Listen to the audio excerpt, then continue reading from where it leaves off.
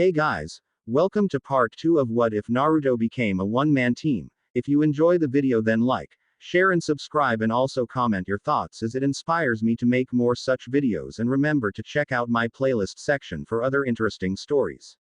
So let's get started. Chapter 5. More issues arise in Wave.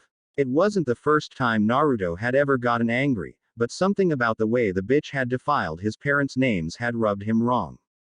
Then the emo Tem had to open his oh-so-holy mouth to add fuel to the fire. The fact that their sensei at least didn't seem to care that the arrogant prick got knocked on his ass, which was a plus to the short but still there reason not to hate list for the man, was pleasing, but he was still a little angry. When he left the house he really had no destination in mind and soon found himself in a clearing quite a distance from the village. Not really having anything else to keep himself occupied with, he decided to test his new sword. He planned out a few exercises in batches of 1,000. The first exercise was drawing the blade. In the middle of a fight, this simple action could save someone's life. If you were not used to how quickly you could draw your own blade, then you would have no idea how far you would need to plan ahead to block anything with said sword. Creating about 20 clones, each began the first exercise as a group. The sliding of the blades out of their sheaths was heard throughout the dark surroundings as he went through the motions. By the time he was finished he knew that the drawing of the katana was slower than the ninjata he was so used to by almost double because of the positioning of the scabbard and the length of the sword. Given that his drawing speed was still extremely fast with his ninjata, his speed with the katana was still rather fast. Next on his list was swings. He went through each main direction. Both shoulders to the opposite waist, both waists to the opposite shoulder, head to stomach, stomach to head, and a straight thrust from both sides. By the time he was finished he had worked up quite a bit of a sweat. He assumed a meditative position before dispelling his clones. He felt the drawl of his consciousness as their experiences entered him. As he sat, lotus style, on the ground, he found out over the course of his training with them that the information was absorbed faster with the less information he took in. By meditating he was able to tone down his sight, hearing, smell, taste and touch senses at will. Tonight he shut down all but his hearing, as he wanted to be able to tell if someone was trying to sneak up on him. He was pleased that none of his so-called comrades decided to show up. He wasn't sure what he would have done if they'd have pissed him off again. As the information came to an end he dropped out of his trance-like state and made his way back to the house. He was only a little tired, but he'd done enough today. Upon entering the house he borrowed the dining room table for a moment to seal away his gear before slipping it into his pants pocket. He wanted to keep all of his gear on him at all times on this mission since he didn't trust any of his companions with his possessions, especially the Uchiha, his bitch and the mutt. Walking quietly into the room he was assigned to, he found his previously arranged sleeping bag and futon were now shoved off to a corner and looked as though it had gone through a blender. Sighing he turned around and left. It seemed that his supposed comrades didn't know when to quit. It was nothing he hadn't dealt with before though, so he simply made his way outside and found a nice thick tree branch to relax in. At least it wasn't raining tonight and the breeze felt nice. All in all it was a better environment to sleep in anyway rather than next to two potentially hostile people. He found a nice crook in an old tree and leaned back in it, falling asleep with a great view of the moon through the branches. The next morning the residents of the house were surprised when no one knew where Naruto was. Only 3 seemed to be remotely worried about him though. Kakashi, because the boy was technically under his charge since he was the highest ranking ninja on the mission. Then there were Tazuna and Tsunami, simply because the boy seemed to be able to relate to their plight somewhat. It wasn't until halfway through breakfast that the door opened revealing a slightly disheveled Naruto, causing Sasuke and Kiba to smirk. Naruto, where were you? Kakashi stated, a bit angry that the boy had left the house and not said anything. Training, was his only reply before joining them at the table and grabbing some breakfast. Have a nice sleep, Dobi. Sasuke couldn't help but chuckle at the thought of the boy being forced to sleep anywhere but in a comfortable futon or sleeping bag like the rest of them. Yes, Tem, it was very relaxing. The sincerity in his voice was enough to wipe the smirk of the Uchiha's face. Sleeping anywhere but in a nice futon like the rest of us must have been uncomfortable at least. And what makes you think I slept anywhere but in the bed I prepared when we got here? His own smirk made Kakashi suspicious and he turned to the other two boys, waiting for their answer. Kiba was about to answer but got stopped due to a courteous elbow from Sasuke. I think I would like to know why as well. Kakashi glared at the two boys along with Tazuna and Tsunami, though at least theirs had no ki behind them. Don't bother Hatake. It doesn't matter. I'm used to such things. He began to turn and walk out the door, but stopped when Kakashi addressed him, and then everyone. Naruto, wait a moment please. I've made plans for all of us to begin a training schedule. You will all be required to practice until I say otherwise or the mission is finished. Now unfortunately our unexpected guests yesterday are alive and well. But Kakashi-sensei, I thought that hunter-nin killed him. Typical. Thinking everything you see is what it looks like. Naruto ignored the glare Sakura sent him. Naruto is on the right track, you must always look underneath the underneath. I'm guessing he knows more about this too. Before Naruto could answer, it was Sasuke to put in his 2 cents. HMPH, so now we have to fight that hunter-nin and there's a chance that Zabuza isn't dead. Wow, so there is a brain in there under all that ego. Naruto replied with an expression of mock surprise before chaining to a deadpan look. From what I said, and Kakashi's affirmation, that would be the assumption of anyone with half a brain cell. Heck, I bet the Fleabag could have gotten to that conclusion eventually. Kiba didn't seem to hear as he was too busy munching on a piece of bacon. But yes, Zabuza is still alive. Although he will be in recovery for a while. The hunter-nin used Senbon for a reason. Normally a difficult weapon to use effectively, once mastered it is mainly used to disable rather than kill. Though killing is possible, it is also very possible to put someone into a death-like state. When we were talking to the hunter-nin after, it was insinuated that Zabuza was not dead and that the hunter was not really one. The reaction as you saw was for him to make a hasty retreat. Okay, so then why are we training? Only Kakashi-sensei was able to take on Zabuza, and the hunter-nin looked and sounded about our age. If that is true, then we should be fine the way we are, right? Naruto was regretting accepting this mission. It was quickly grinding on his nerves at how little they could comprehend of the real world outside the academy, let alone outside the village. Sakura, if you have an 80% chance to beat someone in a fight today, or an 81% chance tomorrow, which would you pick if defeat meant death? Well, tomorrow obviously. I don't know what a dead last like you would have as far as ambitions, but I don't plan on dying anytime soon. Okay. Well, we didn't need the last part, but the first part proves the point.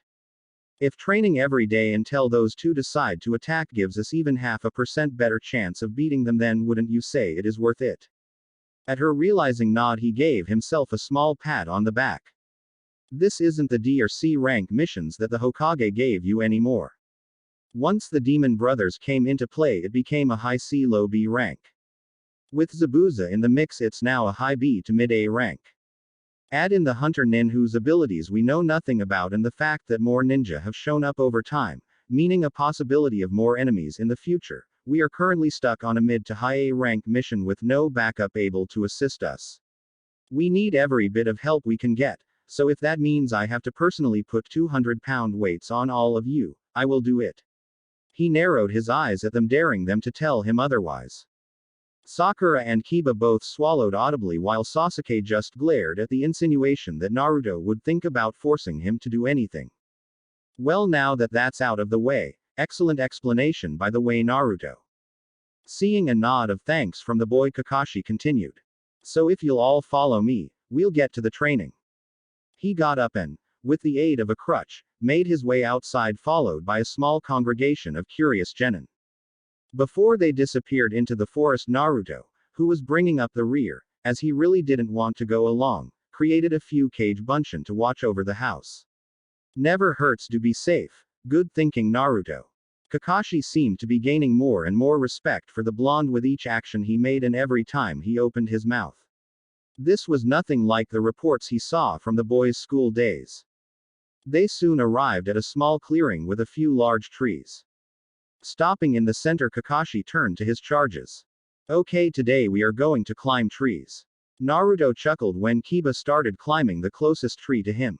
It obviously wasn't going well since the tree was so large around that it would cause a grown man to struggle with wrapping his arms a third of the way around. No Kiba, we are going to climb trees without using our hands. A resounding crash was heard as the surprised Kiba fell backwards off the tree. It couldn't have hurt much since he was only a couple feet up, but he still managed to land on his head. Sensei, how are we supposed to climb without using our hands? Once again the brain sees it at face value. While he thought he had said it quiet enough, it apparently was still heard by the bubblegum princess as she turned, ready to yell at him. Once again Naruto is correct. You will climb them by manipulating chakra through your feet. This exercise will help you with chakra control and capacity. Making a ram seal, Kakashi began walking, limping up a nearby tree to demonstrate. Getting to the first branch, he tossed kunai in front of each of them before turning around and heading back down. So that's it. Use the kunai to mark your progress and try to beat your previous attempt each time. You may want to get a running start at first to build up momentum. Sasuke and Kiba wasted no time getting to their practice as they rushed towards the trees. Sakura, on the other hand, followed her sensei to the T, walking up to the tree before placing a foot. A thud was heard as Kiba once again found himself on his back. Shortly afterward, Sasuke was doing a back flip off the tree once he put a little too much chakra into a step. Both boys glared at their targets before making another attempt. Sakura, on the other hand, was already at the first branch and taking a little break. She called out to Sasuke once to show off her own skill, but only earned a glare in return when said boy saw that she had done better at something than him. Good job, Sakura. Since you got this down already, I guess that means you're on guard duty for today. Kakashi was proud that at least one of them got it, but that was short-lived. Nay, Kakashi-sensei. She should keep at it. Kakashi turned to the blonde that he completely forgot about and his eyebrow rose. And why do you suggest that Naruto? As you said, this exercise builds both control and capacity. She was able to control her chakra well enough to get to the first branch on the first try, but she had to take a break after she got there. That points to a lack of capacity. She should keep climbing to build her reserves up. Kakashi had to admit he was right. Sakura. Never mind, continue the tree climbing exercise. If you start feeling weak though, take a break. Sakura just nodded and went back to the tree while Kakashi turned back to Naruto. Now tell me, why aren't you climbing a tree as well? Is your memory that bad, Hitaki? Seeing the look on the Jonin's face spoke worlds. Yeah, what was I doing when I first showed up? And there goes the light bulb. Dim, but technically on. Yep, I was water walking. Get any of those three to try it and they'll sink like rocks. Now think about how wide that waterway is and how long I stayed standing on it. You see, I don't need to do this exercise for control or capacity. Now if you'll excuse me, I have a bridge to guard. Just one more thing. How did you beat Kafu? The question had been bugging Kakashi the more he thought about. He gathered that Naruto had surprised the Jonin, but exactly how a genin could surprise a missing nin of Jonin level just didn't stick well with him. When he was close enough, I put an explosive note on a branch as I crouched to jump to the next one. When I landed, I stopped and turned. Like a moth to a flame, the overconfident man stopped on my trapped branch to tell me off, and like an overconfident man, he never realized what was happening until it was too late. I had intended to just weaken him a little to make it a more even fight, but I guess he was so caught off guard that he slipped off the branch and fell all the way to the forest floor, breaking more than a few bones, I'm sure. After that, it was just a matter of the final stroke. Luck. It was mostly luck, but still this kid was smart enough to not panic, and instead try to make a situation where his chances increased. You know, Kafu is a missing nin with a bounty. If you had coup. It's sealed in a scroll in my left pants pocket. Not only had Naruto killed, but he also did his research, it seemed. You've seen the bingo book. Sealed in a scroll in my right pants pocket. I figure if I'm leaving the village, I better know who else is out here and what they're capable of. If I find myself facing one, I will know whether to fight or flee then. Yeah, definitely did his research. This kid was good, far too good to be a genin. Kakashi began to wonder if the Hokage had already known Naruto's strength when he'd assigned the teams. This kid was easily better than his entire genin squad. Sure, he had Sakura for the brains, Sasuke for muscle and Kiba for tracking, but Naruto seemed like the full package. Kakashi knew chunin that couldn't or wouldn't risk what he did. He began to wonder if they were going to have another Uchiha Itachi on their hands. Unfortunately, he wouldn't get his answer today. As much as I would like to sit and chat, I think we have a client that wants to get to work. I'll speak to you later if we have time. Naruto jumped off towards the house before Kakashi could say anything more. Hey, looks like the training is too tough for the dobi. I knew he couldn't cut it as a ninja. Kakashi just sighed and shook his head as the comments about Naruto started to fly. He would do nothing to stop them, of course. Not out of hatred for Naruto. No, after learning some of what the boy could do, he was beginning to regret taking on the Uchiha, Obito be damned. His 3 students were more of a headache than he could deal with. Now if he had 3 genin of Naruto's quality, they would be doing nothing but C ranks and low B ranks, which would at least let him do more than babysit. So much for the once mighty Anbu captain. Naruto met up with Tazuna as he was about to head out. The man seemed relieved when Naruto told him about what transpired at the clearing. Apparently Sakura had not made a good first impression on the man. On their walk to the bridge they had a great time telling jokes at the other genin's expense. Naruto learned even more fuel for himself as Tazuna went over the fight with the demon brothers. Apparently Kiba had been scared stiff, as was Sakura. Sasuke showboated too much and Kakashi had to rejoin the fight at the end to save everyone.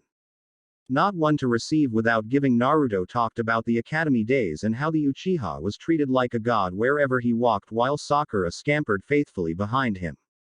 Kiba was nothing more than an overgrown dog that thought every woman was his for the taking. Tazuna had his chance to laugh at Naruto's recounting of the encounter in front of Ichiraku's, though he was a bit angry that the boy would treat a girl like that. He had already caught him looking at his daughter in a way that made him uncomfortable.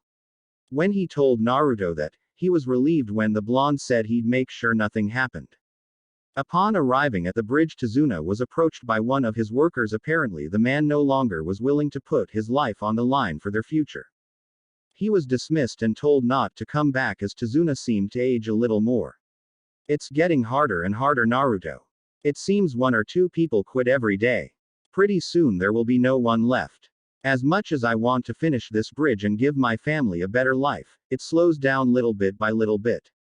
Even if they all quit though, it won't matter to me. I will finish this bridge with my own 2 hands if needs be. Well, I don't know much about building bridges, but I am a little handy with tools. Not to mention I can do the work of many people. Just tell me what needs done and I'll make sure it happens. Tazuna looked at the boy for a minute, seemingly measuring him up.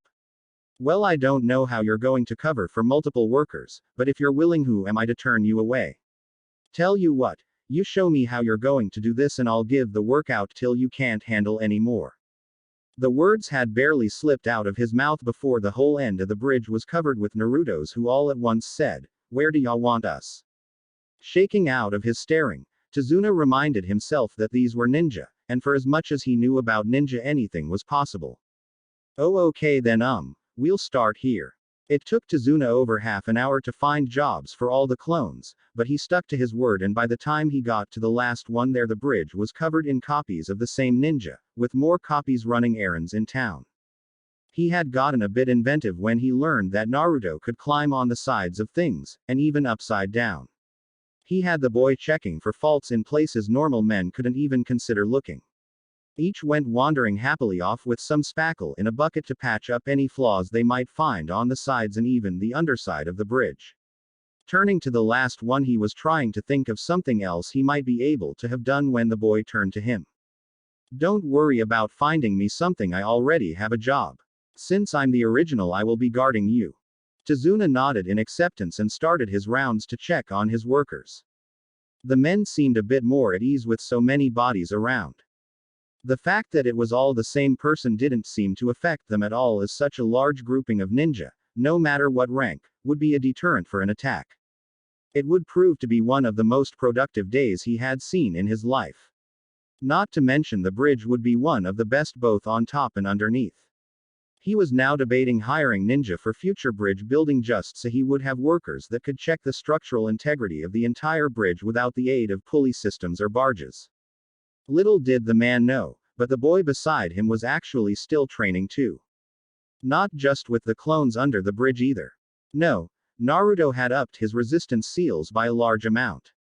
Just because he was heads over his peers did not mean he was going to relax. Years living on the street was more than enough time for him to find out that you may live through one beating just to get a worse one tomorrow, and he had had enough beatings in his life to not want any more. Even walking right now would be training. It may seem odd to those that watched him that he walked with an even pace and was working up a sweat, or that he moved his arms more than needed, but it was necessary to get the full effect of the workout. Even after Tazuna was finished with his rounds, the boy didn't stop moving. While Tazuna oversaw his workers from a point near the current construction area, Naruto stood nearby and practiced with his katana and ninjutsu. Every now and then he would see the old man look over and follow his katana, admiring its quality. He may have been a bridge builder, but no one in this area lived as long as he did without seeing at least a few blades. He wasn't going to ask the boy about it now though. There was work to be done here and he was the one in charge of it. The day was going smooth and he had more workers than ever. He'd be damned if he was going to waste even a minute of it. Around lunchtime, Tazuna called everyone in to eat. Naruto told him that the clones that would continue through since they didn't need food. Naruto himself brought out a fishing line and caught his own meal, much to the interest of the workers. They had lived here all their lives and had never seen anyone catch fish with such ease. It wouldn't be but a couple minutes before Naruto would hook a fish before dropping the line again. Once he stopped at 4, they were a little disappointed, but everyone went back to their own lunch because they knew that they had a long afternoon of work ahead of them, and with the sudden ambition their boss showed, they knew he was going to push them every second of it. The afternoon went much like the morning, save for Naruto having to dispel some of his clones, due to jobs being finished and thus not needing their help anymore. The newest part of the bridge would need to be finished before any more spot checks could be made underneath, and there were no more errands for the day. Naruto was still training with his blades when Tazuna called it a day. The workers all went home while Tazuna, with a huge smile on his face, waited with Naruto until the last of his clones had found a place to stop what it was doing. They soon found themselves back at the house looking at an exhausted Sakura with her head down on the table, and Kakashi reading his little orange book while Tsunami was working in the kitchen. "Where is the king and the court jester?" Sakura would have screeched at him if she had the energy to, but she settled for glaring at him, which looked more like she was falling asleep than anything to be worried about to the two new arrivals. They decided to keep at it. They were both about 20 feet off the ground by the time we left. Sakura pushed herself a little too hard and got a slight case of chakra exhaustion. "I see. Well, if you don't mind, I'm going to borrow your bath, Tazuna. I think I smell pretty ripe about now from all the training I did." Tazuna just nodded while Kakashi raised an eyebrow as Naruto disappeared into the bathroom. "What training did he do?" Kakashi asked Tazuna as the man sat down heavily at the table. "What didn't he do? Those clones of his are amazing. Versatile too. He covered every job I'd lost a worker for, and I actually had to create some others just so all the clones he made wouldn't go to waste. Clones don't affect the main body physically though. What did the real Naruto do? He walked around with me, and when I wasn't walking he was practicing with those two blades of his. Which I must say, that katana looks to be one very nice piece of work. I wonder where he got it. He got it off a ninja he defeated." Kakashi threw a side glance at Sakura to let Tazuna know that he didn't want to say much more about it in front of the girl. Receiving a nod of understanding from the man, he continued. "All I know is that the sword is very powerful in its own right if handled properly. If he's already training with it, then he has a high probability of being able to use at least some of its potential." Sakura, finally gaining some strength back, turned towards her sensei. "He should give it to Sasuke-kun then. If it's so powerful, then only Sasuke-kun is worthy of having it if it's going to be used by anyone." Kakashi couldn't help but feel ashamed at his student, but didn't have time to reprimand her as the door swung open and the two other teammates stumbled in, looking like they had just been through a war. "Ah, training went well then, I assume." "HN. UHN. The two boys slumped on the table and took up the same position as Sakura, hoping to see food in front of them before too long. At about the same time, Tsunami, Naruto and Inari all entered the room. The later two took their seats while Tsunami set out the food. Dad, we're going to need more groceries for tomorrow night. Could you stop in town and pick some up? Tazuna sighed before nodding. Hi.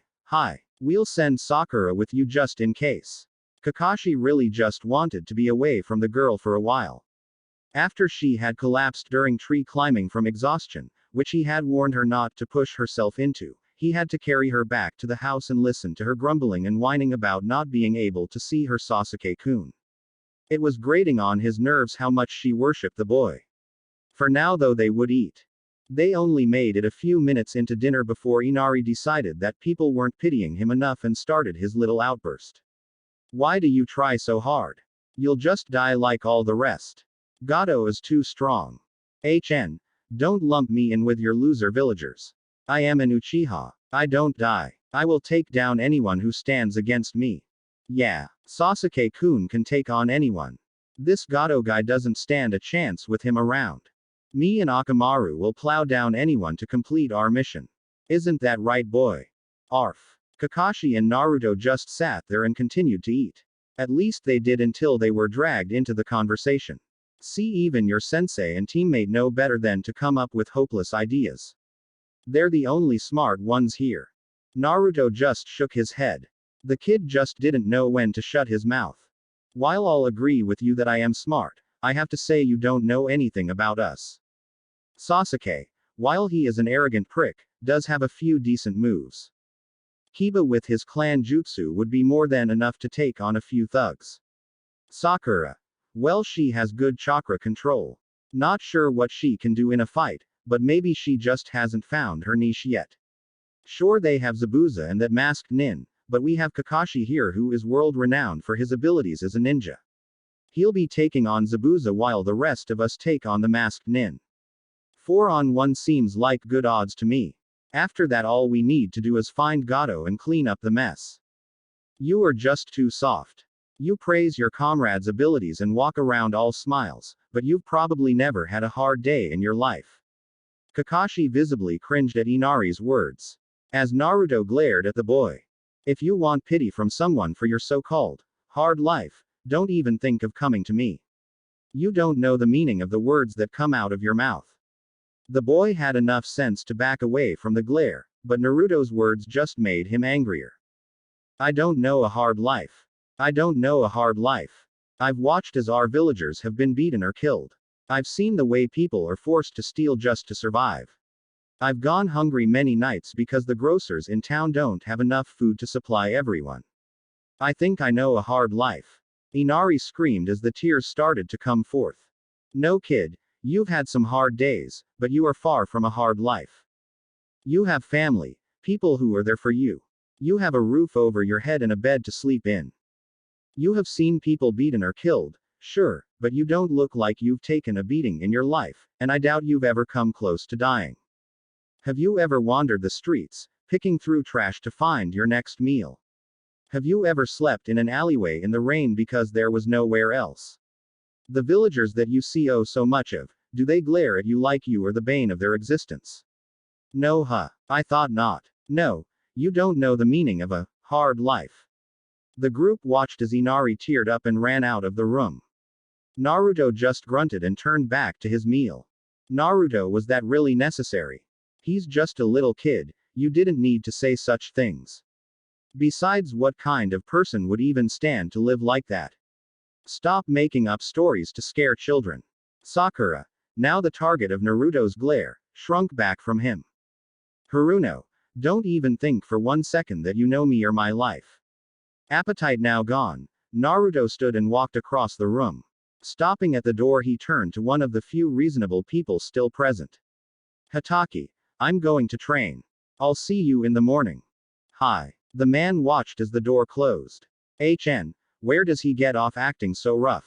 He doesn't know half of what he was talking about. I've never seen him with even a hint of sadness during the academy.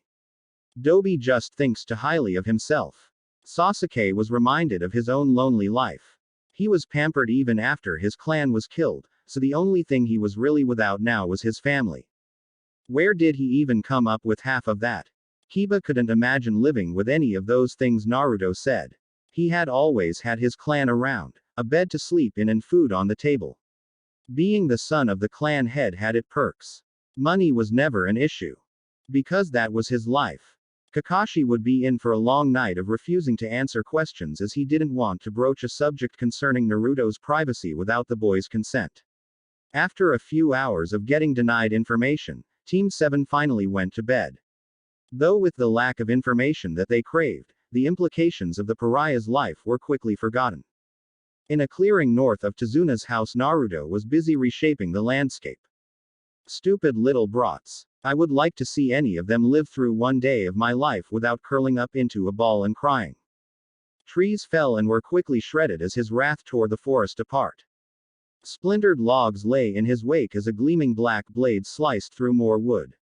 He wasn't one for needless destruction, but tonight he used it for anger management. If he'd have stayed in that house tonight, there would have been 3 very bruised genin before he tired out.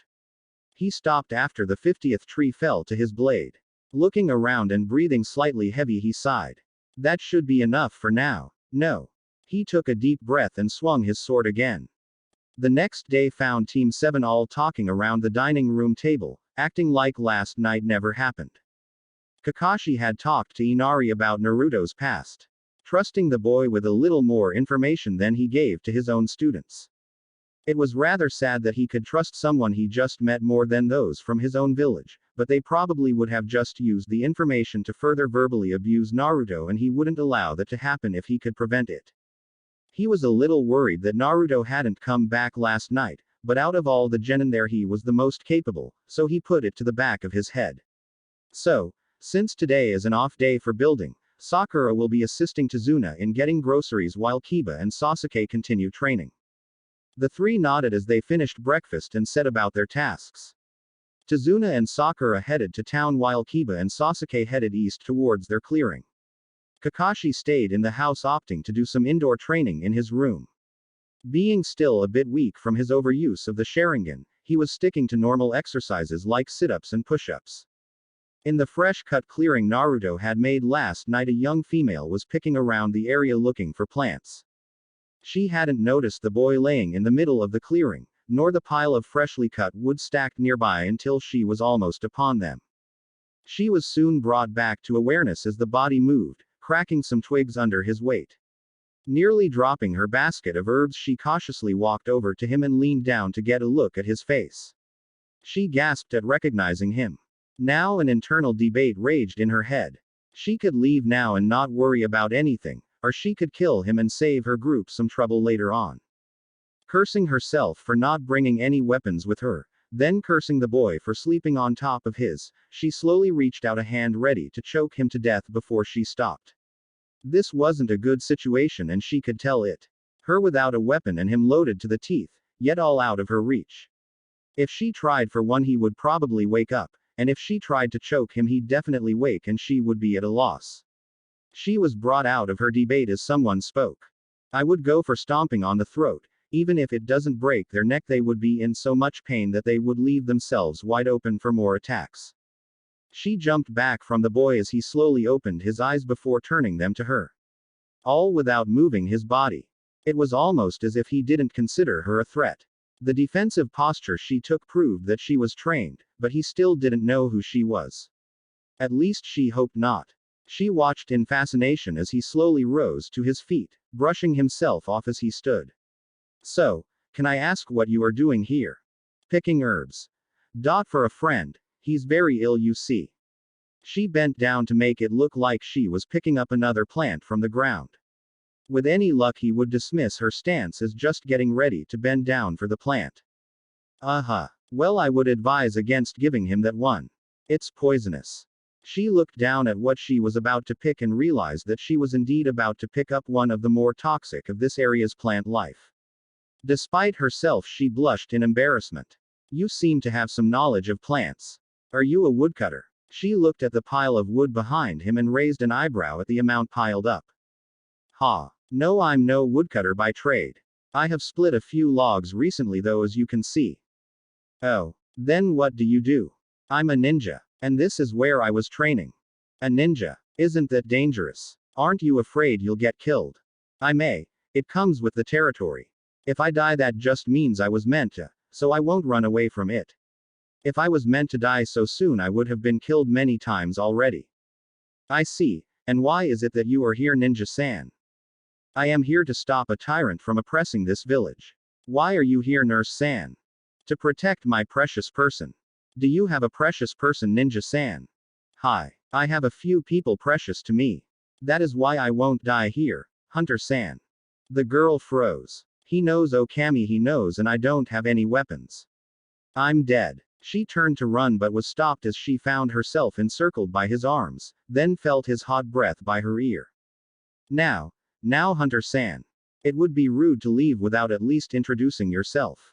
I am Uzumaki Naruto, and you are Haku, Momochi Haku. What was he thinking? Was he going to rape her? If that was his goal, she didn't have any way to stop him. Haku. That's a nice name. Now, Haku, I noticed something when we got close like this, and I want you to tell me about it. Why do you have a seal on you? What is he talking about? Zabuza-sama never said anything about a seal on me, and I haven't put any on. She was lost in confusion as Naruto found the time to examine the seal on the back of her neck.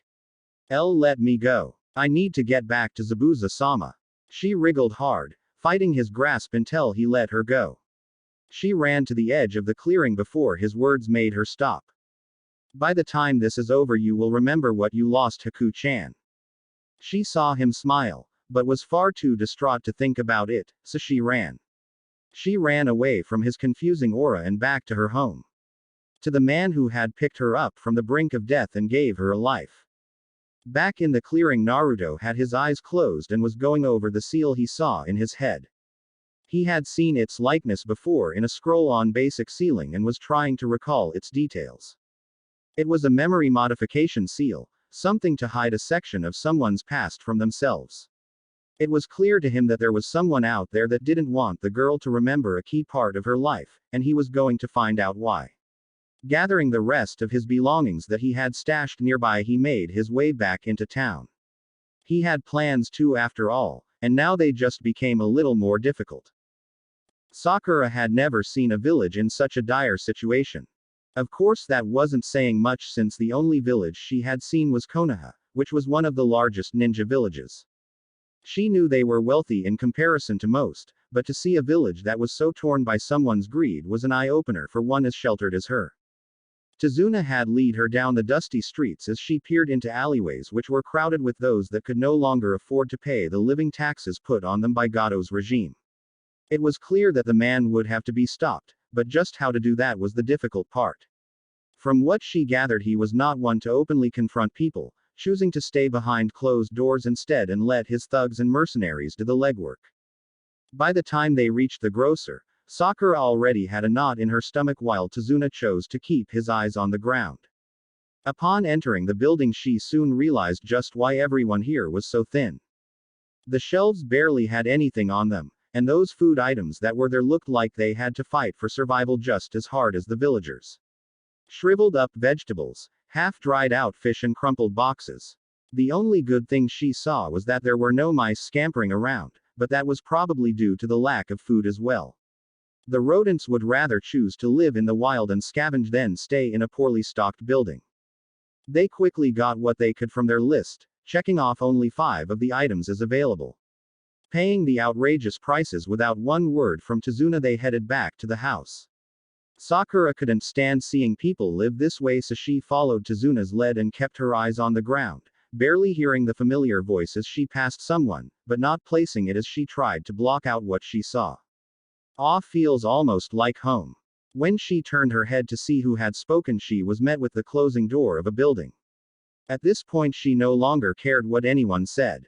The atmosphere here was too depressing, so putting it to the back of her head, she fell back into step behind Tazuna. The old man beside her, however, used to the ways of the village, was not so blind. He knew that an unguarded purse here meant no food, and no food meant no life. People here learned the hard way that even when you look like you're not looking at anything, you still need to be aware of everything. Thus it came as a surprise when the boy that was passing them had spoken. Sure, they had found out that he'd had it rough, but to hear someone make such a comment as if they would have rather lived here was a bit more than he'd expected. He would leave the boy to his peace though. He knew the building that Naruto had entered and knew he was up to something, but at the moment just didn't want to think about it. He had far too much on his mind already. Behind them in a small store stood Naruto, looking around at the available supplies. Oddly, this store was well stocked unlike everywhere else in the village.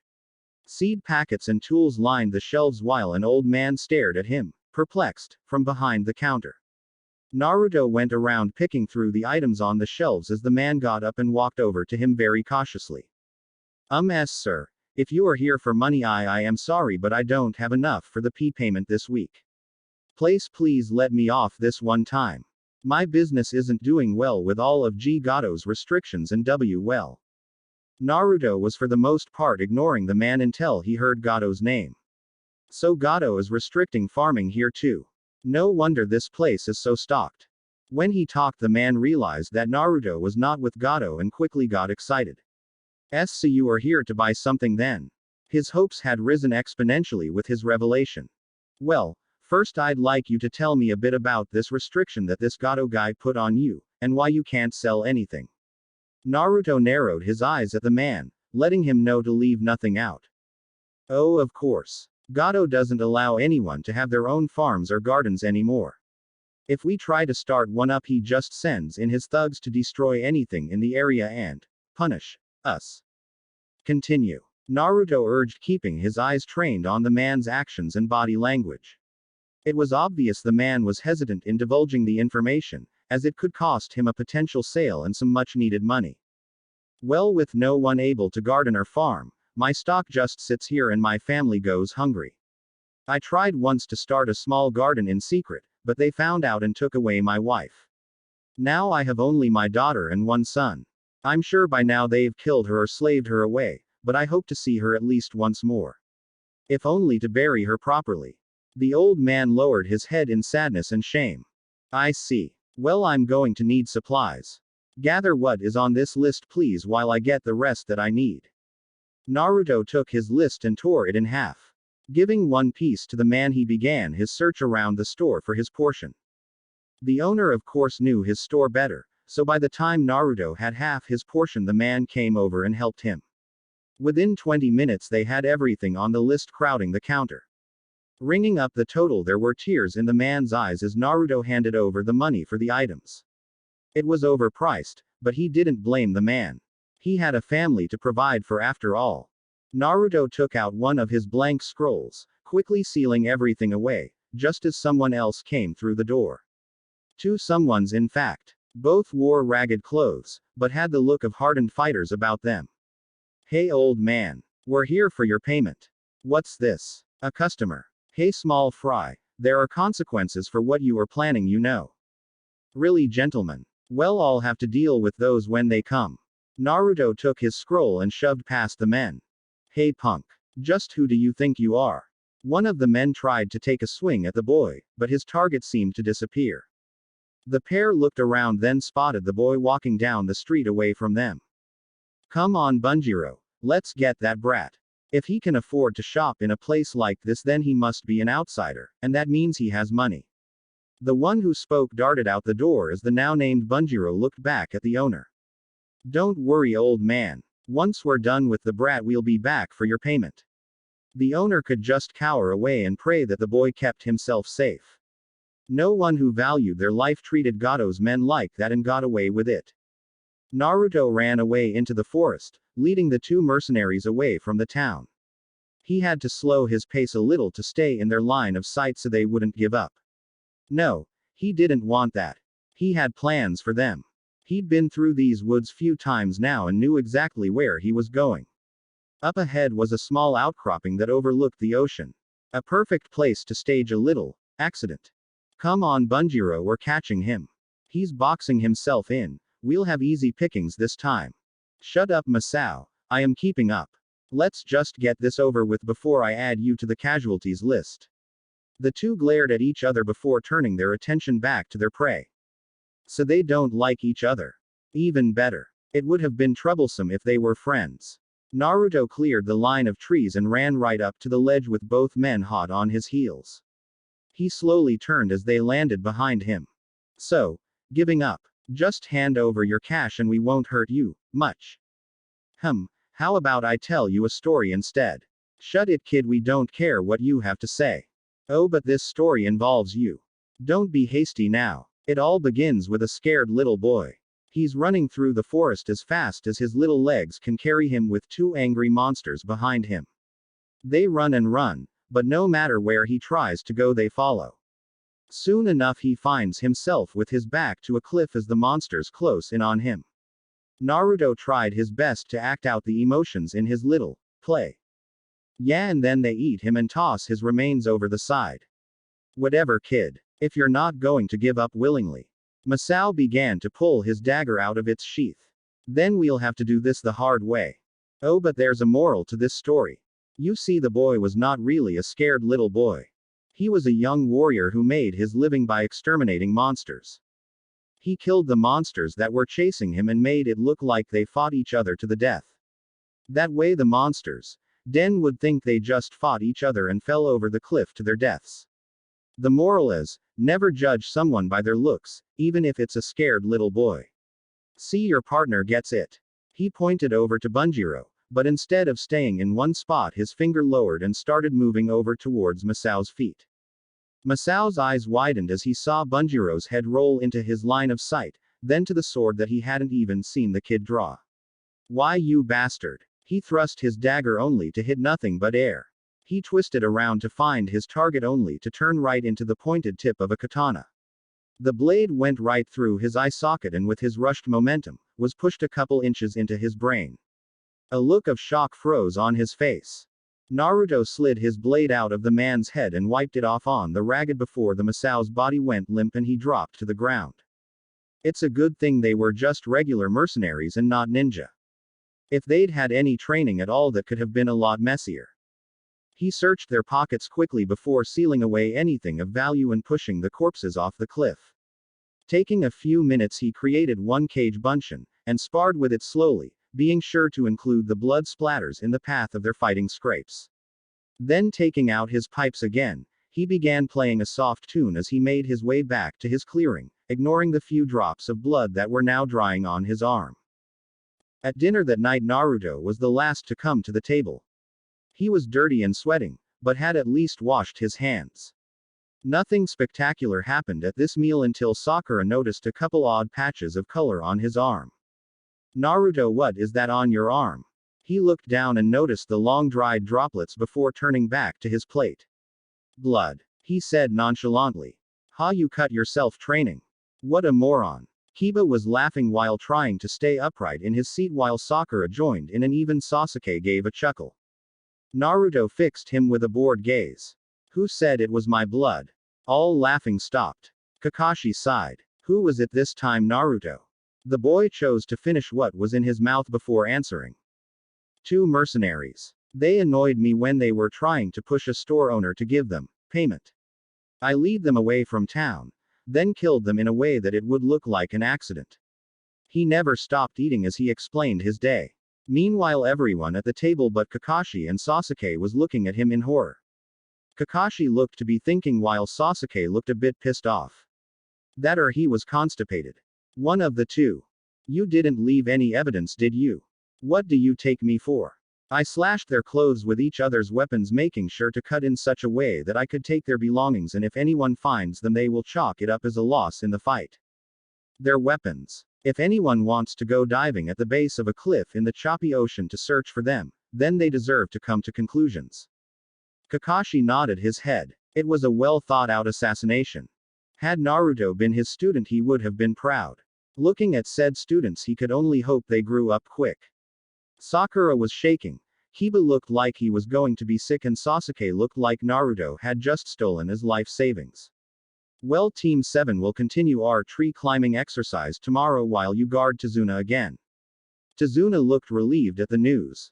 If the boy could kill, then he had the best chance of protecting the bridge aside from Kakashi himself. When are we going to protect the bridge, Kakashi? That is our mission too, and we were the ones originally assigned to it.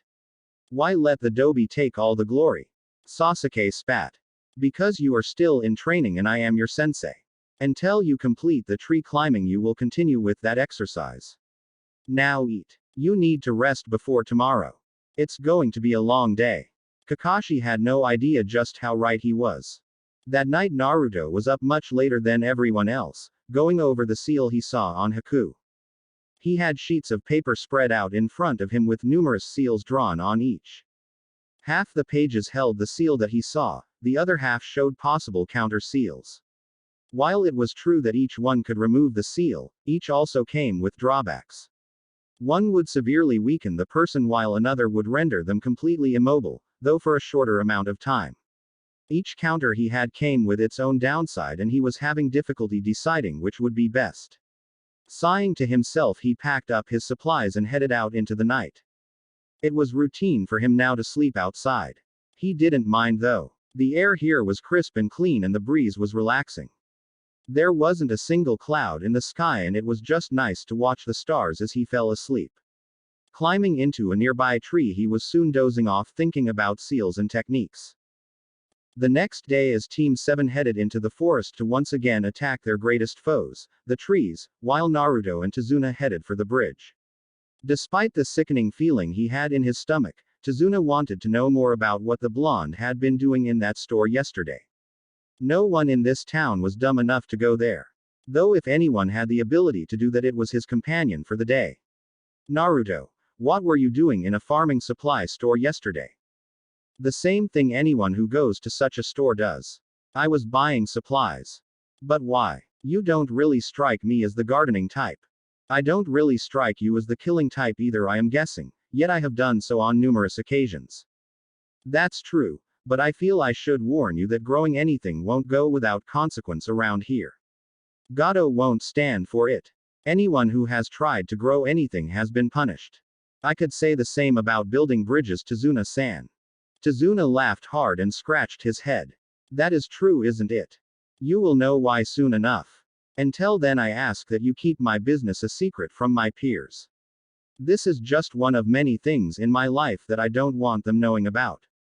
I understand. I won't tell a soul, and Naruto, thank you. Hi. The two arrived at the bridge to see all the workers from 2 days ago already at their stations. Without being told to, Naruto made his Kage Bunshin army to fill in the gaps. The day went by much like the previous time, with Tazuna leading his men and Naruto doing what exercises he could. It wasn't until late afternoon that they called it a day. Due to their new progress, with Naruto's help, they were going much faster than previously, and the timetable for completion was shortening much faster than any of them had hoped. Everyone left in high spirits that day, and for the first time in months their families would see them come home with smiles plastered on their faces. Dinner at Tazuna's was a bit more of a spectacle.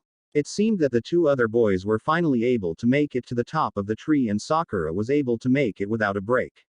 Sticking to his word, Kakashi promised that they would be on guard duty as well the following day, making them all a little happier. Well, at least Team 7's genin were happier. The rest were resigning themselves to having to deal with the three all day. As they were cleaning their plates there was a knock at the door.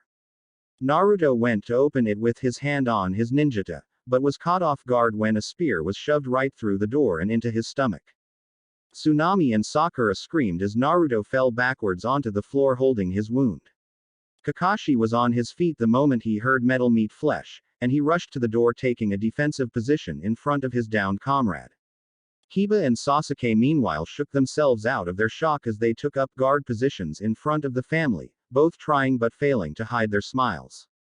The door burst open and showed a man in his early 20s with a long spear held out in front of him.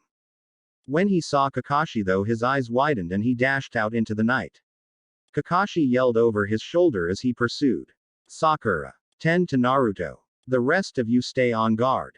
The three genin just stood there and stared after their sensei. Seeing no one moving, Tsunami pushed past the boys and rushed to Naruto's side to check his wound. She was no doctor, but right now they didn't have a choice since none of the boys' comrades seemed to care one bit about him. Out in the forest Kakashi had already caught up to the man and gave him a quick death. It was just a random mercenary that Gato had sent to try and take the old man out. The orders were written out in a letter in the man's back pocket. Grabbing the letter, Kakashi made his way back to the house and met with a sight that filled him with rage. Naruto was still on the floor being tended to by Tsunami while Sakura stood off to the side glaring down at the boy. Her two teammates were actually trying to pull Tsunami away from the boy, but were being held back by Tazuna and a pissed off Inari. What the hell is going on here? Kakashi's booming voice stopped all action in the room. Sakura, why aren't you helping Naruto instead of Tsunami? I froze up. I was scared, I'm sorry. Though she said the words, she didn't look the part one bit.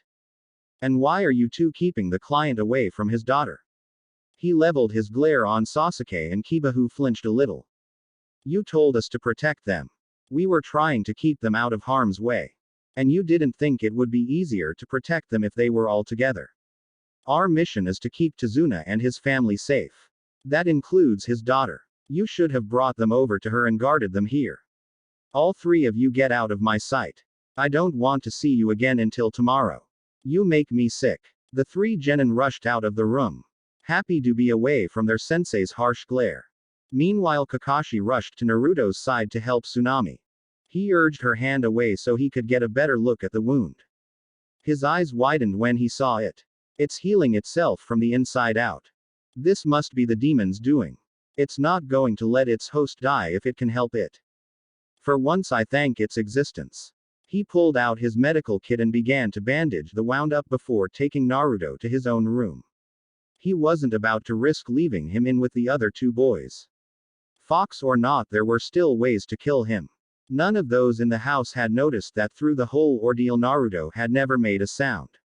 No cries of pain, hardly any twitching muscles, barely a sign that anything was wrong at all. The next morning Kakashi was in a very bad mood. He hadn't gotten much sleep as he was watching over Naruto.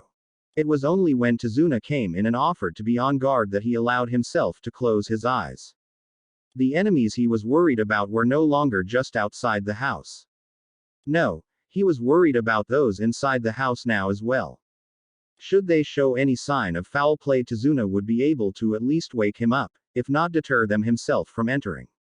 When he awoke the next morning, Tazuna had confirmed his suspicions that something was amiss when he was told that the other genin had tried to see how Naruto was doing, but they were easily turned away with a terse "he's fine" from Tazuna and a promise to wake their sensei if they didn't go back to their rooms. Currently he was sitting across from said genin and glared at them through the whole meal. Once breakfast was over, he told them to meet out front in 10 minutes. As much as he would have loved to make them train all day, he didn't trust to leave them alone. Naruto was out of commission for now, which meant someone had to guard Tazuna. This meant Kakashi himself would go along with his team. Leaving any of them behind would result in some questionable circumstances, of that he was certain. He followed closely behind them as they went to their rooms, making note of how many times they looked between him and the room the Naruto was currently resting in. He broke off into that room while they got ready, and didn't come back out until he saw them standing out front from his window. Making a quick check of their rooms, he grabbed Sasuke's weapon pouch, which he most likely, accidentally, left behind, and went outside. When he arrived outside, Sasuke was about to say something but didn't have time as he had to catch the pouch that was headed for his face. Looking down at the bundle, he realized what it was that he caught. He glared at his sensei before turning and heading off towards the bridge. Apparently Kiba and Sakura had been in on the plan too, as they scowled a bit before heading off as well. Tazuna brought up the rear with Kakashi. He had seen the exchange and was slightly confused. What was that all about, Kakashi? He whispered so the kids wouldn't hear him. They are planning on doing something to Naruto. I don't know what yet, but I have a hunch. Naruto is kind of the village pariah. It wasn't until recently that he showed anything that would show he had any kind of intelligence. I think the boys are threatened by it, and Sakura is so blinded by her crush on Sasuke that she'd go along with anything he said. Would they really do that? Harm their own friend? Kakashi snorted and almost burst out laughing, causing said genin to stare back at them in confusion. Kakashi waved them off and they turned back forwards. They are no friends to each other. I don't know the extent of it, but Sasuke was the rookie of the year, Sakura was the top kunoichi, and Kiba is a possible clan heir. Naruto on the other hand was the dead last, thus their disrespect for him. I think now that he's showing his true abilities, they can't comprehend it. They were all so used to being so far ahead of him that now that it's him over them they can't handle it and would rather be rid of him and call it an accident. So it's jealousy then. I thought that type of thing would have been discouraged in ninja at a young age. Normally yeah, but anything that involves Naruto is far from normal. He's hated by most of the village, so it's only natural that the hate the older generation has towards him got passed down to the younger generation. Such a waste. I would love to have 3 of him over the group I have now. I see. It's a good thing you were in charge of them then. Oh. If it's as bad as you say then another team leader may have let them go forward with their little plan. True. I hadn't thought of it that way. By this time they had made it to the bridge to find workers scattered everywhere. Some bleeding, others barely conscious. Tazuna ran up to one that looked to still be alive. Fujio, what happened? Tazuna. Demon. The group heard evil laughing as a thick fog began to roll in over the bridge. So I guess our little present last night didn't do too much damage. Oh well, at least he got the worst of the little pests it seems. Out of the mist in front of them walked Zabuza and Haku. And it looks like they're still afraid. Rooster head over there is shaking in his shoes. Sasuke scowled at the man. I'm shaking from excitement. Oh really? Suddenly there were clones of Zabuza standing on every side of the group. Sasuke. Do it. Sasuke didn't waste any time as he blurred out and each clone splashed into water. Oh. It seems you have a rival in speed, Haku. It would seem that way, Zabuza-sama. Kakashi pulled up his Hittite, revealing his Sharingan. Feel privileged, Zabuza. No one has seen this eye twice and lived to speak of it. In truth, Kakashi was a little upset that the clones hadn't at least injured the boy, but maybe there was hope for that yet. He needed something to knock the boy down a few pegs. Maybe it would get his mind of their blonde ally. He didn't have time to think though as the mist thickened and he found Zabuza inside his guard. Forced away from the group he called out to the others. Sasuke. Kiba, go after the other one. I'll take Zabuza. Sakura, protect Tazuna. Chapter 6. Battle Royale. Sasuke smirked as he rushed right up to Haku, not bothering to wait for Kiba. This didn't worry Haku at all though as she easily blocked the punch and following kick. She watched as Sasuke got more and more frustrated with each blocked attempt, wondering how someone who fell into a rage so quickly ever became a ninja. She saw the other boy running over, so she quickly caught the kunai that was aimed at her and did one-handed seals. Sensatsu Susho. Forming a dome of water Senbon around them, she caused Kiba to stop in his tracks as he no longer able to get close without getting caught in the attack. Just before the attack was able to hit though, Sasuke disengaged and did a quick kawarimi with the only thing close enough. The only thing heard besides the sound of the Senbon hitting flesh was a yell of, "What the hell?" from Kiba and a yip of surprise from Akamaru who was now running to his downed owner. Haku was sickened that the raven-haired boy would use his teammate like that. The dog boy was lucky that she hadn't been aiming for any vital organs. He would live, but he was out of commission, so at least she only had to deal with the Uchiha. She would make him pay for hurting someone he should have been watching the back of. She would make him feel pain much worse than his teammate did. You are despicable. Using a comrade to save yourself. Ha. I am the last Uchiha. He should be honored to die in order to save me. When you are the last of your bloodline, that is just the way things work. Really now. So what happens then, when two of the last of their bloodlines meet and fight? That's easy. The strongest bloodline wins, and there are none stronger than the Sharingan. The Sharingan, huh? I've heard of it, but I don't see it in you. Haku smirked behind her mask while Sasuke prickled at the jab. It just hasn't activated yet. It takes a life or death situation to do so. Which means I haven't met an opponent strong enough to even be my equal, let alone push me enough to be a challenge. Oh, you have met one. He was even eating under the same roof as you. The blonde one, Naruto. How dare you even compare such a weakling to me? A dead last like him could never be a challenge to one such as me. Perhaps, but now you face another who will be your challenge. Now we will see who has the stronger bloodline. You, an Uchiha who has no claim to the true nature of his name, or I, the last of the Hyoden users and fully capable of using my bloodline. I will show you my greatest achievement.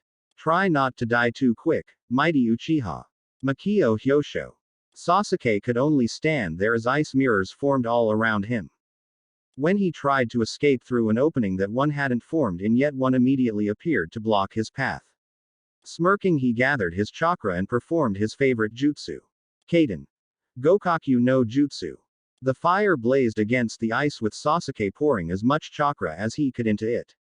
Smirking, he ran through the smoke to hide his escape, but was stopped when he ran face first into the ice mirror he thought he had melted. As Haku stepped into one of the mirrors, she laughed at the boy. Your fire won't work against me, dear Uchiha. This ice is imbued with my chakra. It would take a flame hotter than your little body can produce to even make them steam. Now learn your place in this world. As the last of her body melded with the mirror, Haku's reflection was duplicated on every mirror in the dome. Sasuke looked on in horror for the first time in his life as each reflection drew a set of Senbon. Feel the pain of betrayal, Uchiha. With that, the Senbon flew through the air toward the lone target. Back at the house, Naruto was just beginning to wake up. He felt a little sore in his chest, but after rubbing it he found the wound had already healed over. This would have surprised most people, but for him this was life as usual. It hadn't mattered how bad the beating or how many times he was stabbed. Most wounds he got were healed by the next day. After getting dressed and doing some morning stretches, he was making his way downstairs when he heard a scream. He landed at the bottom with one jump, just in time to see a screaming Inari run out the front door. Let go of my mom. Realizing what was happening, Naruto followed the boy out, and caught up just in time to perform a quick kawarimi with Inari and draw his own blades to block the two swords that were meant to slice the kid in thirds. Now gentlemen. There are nicer ways to ask a woman out, you know. His ninja held firm as the sword it blocked was easily kept at bay. On the katana side, however, his arm was shaking a bit from the pressure. This one is either a bit stronger or, more likely, I'm not used to a katana yet. It might be a few years too early for such a blade. If Zabuza's reaction was anything to go by, though, it may not hurt to keep it around for intimidation purposes. The two Ronin drew back their swords and got into a ready stance. Shut it, kid. Gato wants this little whore to get back at that bridge builder, and Gato gets what Gato wants. Isn't that right, Tomatsu? Naruto had just enough time to register the sound of a blade cutting through the air before he was sliced down the back. Poof. In a cloud of smoke he was gone, and so were Inari and Tsunami. The three mercenaries looked around frantically for their lost charges.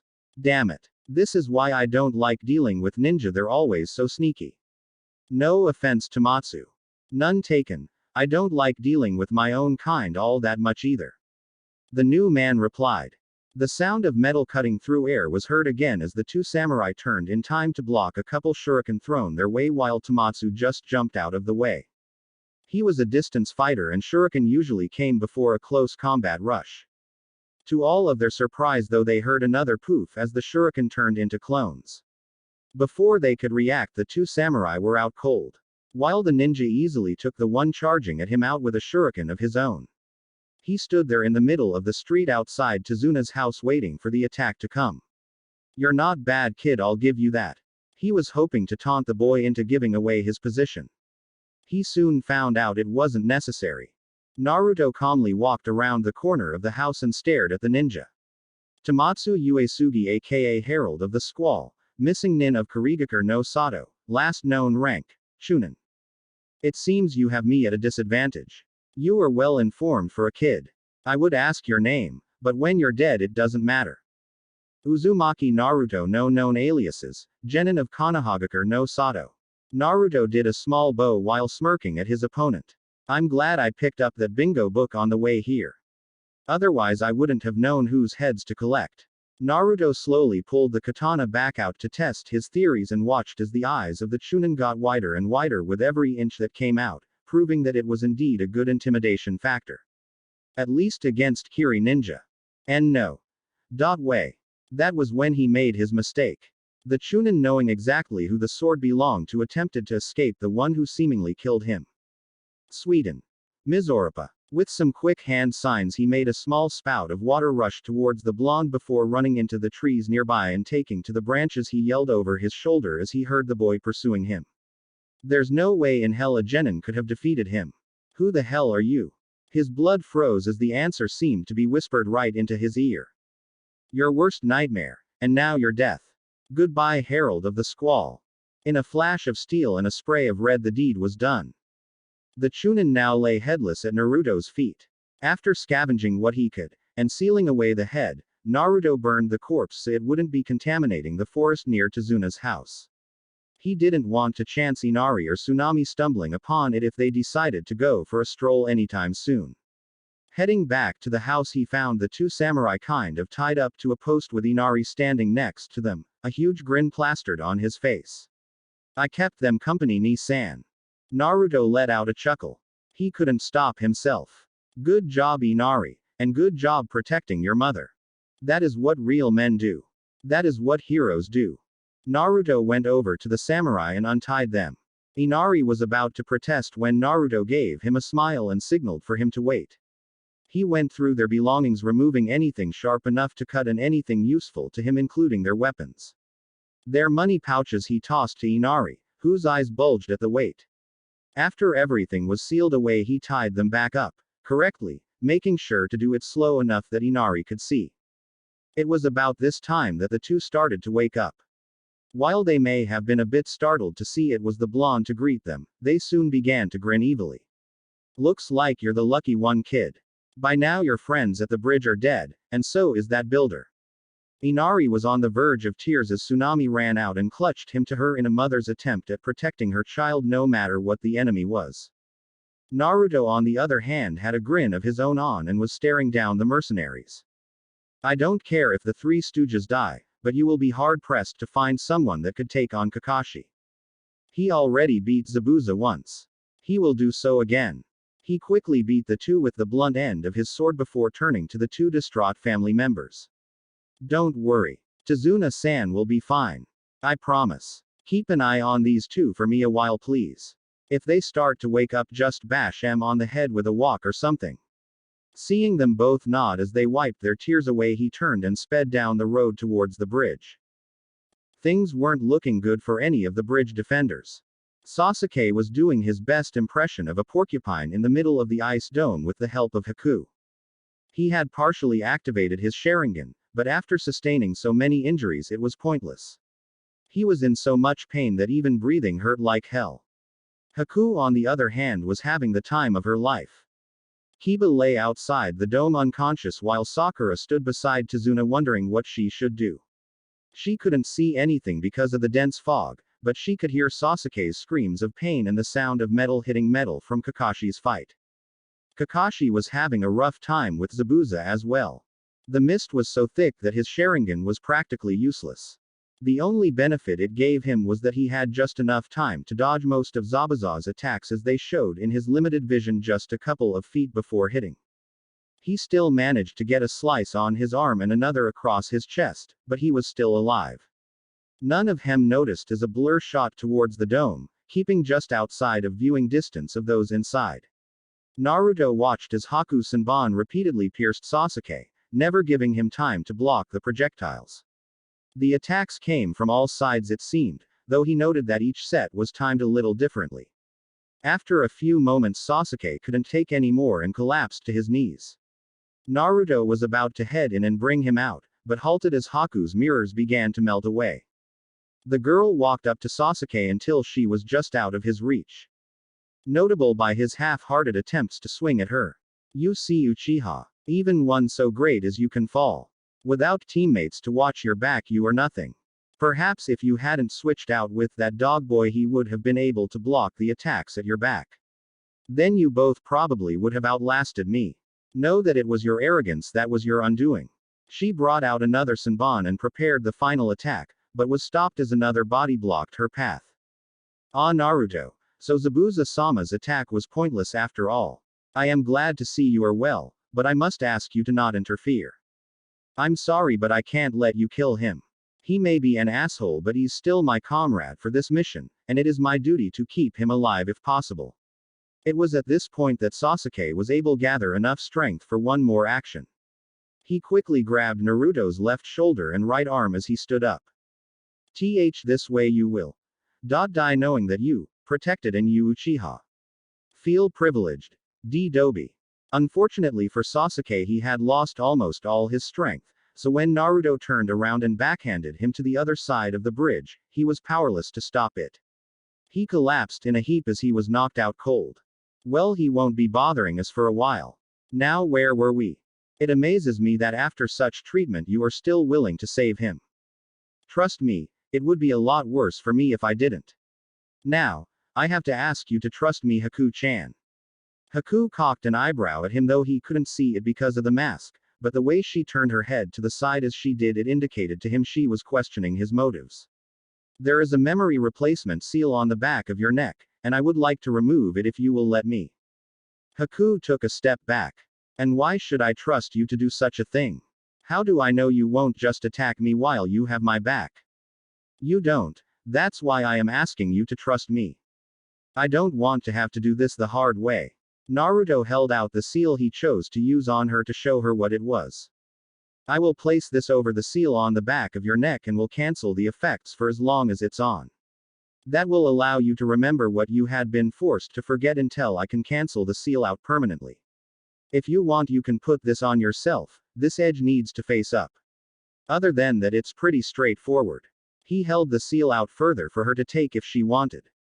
She cocked her head to the side again as if considering the offer. And what are the side effects of the seal? You will feel tired for a while, but you won't be harmed. You may not be able to fight at your full capacity until the effects wear off, but other than that, nothing. He smiled as she reached out and took the seal from him, studying it closer. Your seal is about here, he said, pointing to a spot on his own neck so she knew where to place the counter seal. Had you deceived me and said it did nothing, I would have skewered you where you stood, but you seem to be telling the truth, and you left me go in the forest when you could have easily killed me. I will return that favor with my trust. My life is in your hands, Naruto-san. Taking a deep breath, she slapped the seal on the back of her neck and instantly felt the vertigo from it. She could feel herself getting drowsy just like he said, but more importantly she could see her true memories as they flooded back to her. In just a couple of minutes she was on her knees crying as she threw her mask away. He killed them. It wasn't from the bloodline purge. He did it. Naruto was by her side in an instant, keeping her face from hitting the bridge. Haku, are you okay? I swear it wasn't supposed to hurt you. Let me see it. I'll fix it. She slapped his hands away from her. No. I have to have this. I won't allow him to control me anymore. Who was it, Haku? Who was controlling you? He already had a hunch, but he needed to get her to say it. Zabuza. In seconds she was on her feet again with determination in her eyes as she weaved her way unsteadily over to where they could hear metal clashing. As they neared, they heard the new sound of dogs growling as the two Jonin talked. Then through the fog they saw light crackling nearby, accompanied by what almost sounded like a flock of small birds chirping. Another few seconds and the mist started to dissipate, showing a wounded Zabuza being held down by numerous dogs as Kakashi stood in front of him, a crackling ball of chakra in his hand. Zabuza looked over at Haku and smiled. "All looks like you don't get to kill me today, Kakashi," said John, and ignored him as he rushed forward, intending to end Zabuza's life. He was stopped short as a hand grabbed his wrist and held him fast. He followed the arm to see a familiar face. "Naruto, what the hell are you doing?" Naruto just shook his head and looked over to where Haku was advancing on the immobilized Zabuza. "Haku, get rid of these mutts so I can get this show over with. Then we can kill the old man and get our payment." Haku just walked closer. "Haku, did you hear? It was you." Zabuza looked at his partner as she advanced on him. Her dangerous undertone was easily apparent. "It wasn't my father that killed my mother, it was you." Zabuza now saw the corner of the paper sticking off her neck. He glared over at Naruto. "So you figured it out. I admit I'm impressed." Haku continued as if he hadn't said anything. "You killed my father when he refused to hand us over. Then my mother right in front of my eyes when she refused to help you with your plans. I couldn't do anything to stop it back then. I was barely able to make more than a ball of water. You covered it all up and trained me to be your tool. Using me all this time knowing that you were the one who killed my parents. Haku was now standing in front of the missing nin glaring at him. You are sick. She once again created a dome of Senbon, this time around her, at one time, father figure. With no way for the man to get away, Kakashi's dogs dispersed. You never did have the heart to kill Haku.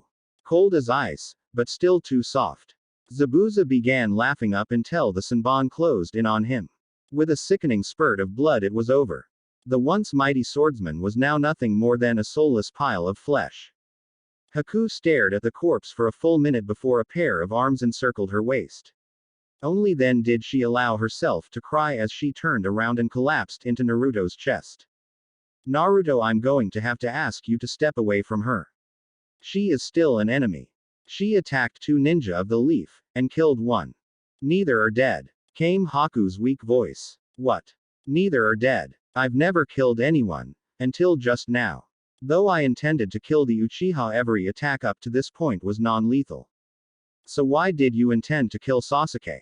The Cyclopean Jonin asked. He used his own teammate to switch out, forcing the dog boy to take the hit that was meant for him, but those 2 were not lethal. Kakashi wanted to puke. His own student tried to sacrifice one of his teammates in order to live. He should have never passed them, but he knew that whatever decision he had made at the time, the Konoha Council would have pushed the boys' team through. I will vouch for her, Kakashi. He turned to the blonde. She has more honor than your whole team combined. I will vouch for her. Clack clack. As touching as all this is, I am a very busy man. So how about we end this now? All conscious heads turned towards the unfinished end of the bridge to see a short businessman surrounded by hundreds of mercenaries. Naruto and Kakashi rushed in front of Tazuna, getting into defensive stances. I see that my hunch was right. Zabuza was no match for the Konoha ninja, and neither was that halfwit I sent to get his daughter. At the mention of Tsunami, Tazuna took a step forward. If you lay a hand on her, I will gut you myself. Ah, the mighty bridge builder does have a spine.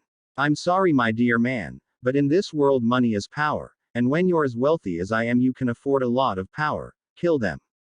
With a roaring battle cry, the wave of mercenaries charged forward as the small man disappeared from sight behind them. Kakashi, how strong are you right now? About a quarter.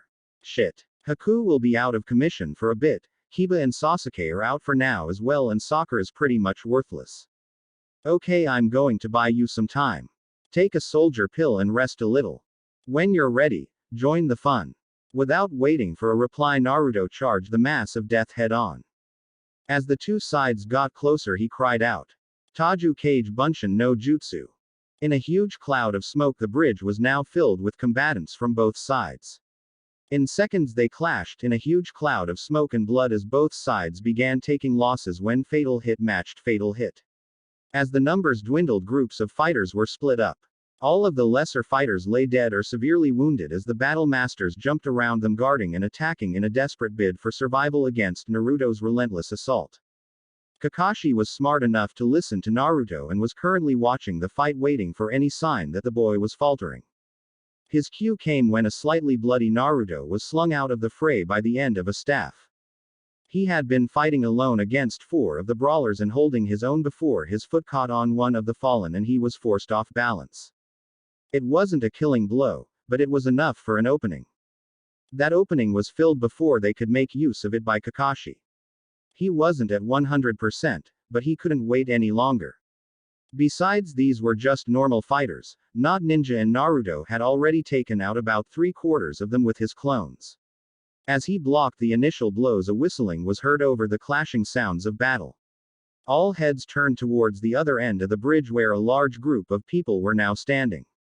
The ragtag band of villagers were armed with anything they could find. Shovels, picks, axes, and even the odd cane could be seen waving in the air in fury. Naruto, now recovered from his spot on the ground, smiled at the sight and nodded to Inari, who was holding a miniature crossbow. He turned back towards the fight and glared at those still living that caught his eye. Everyone present was engaged with an opponent, but rather than helping any of them out, he rushed past them as he yelled towards Kakashi. I'm going after Gato. Keep the villagers safe. Kakashi only grunted in response as he blocked another sword strike with his kunai.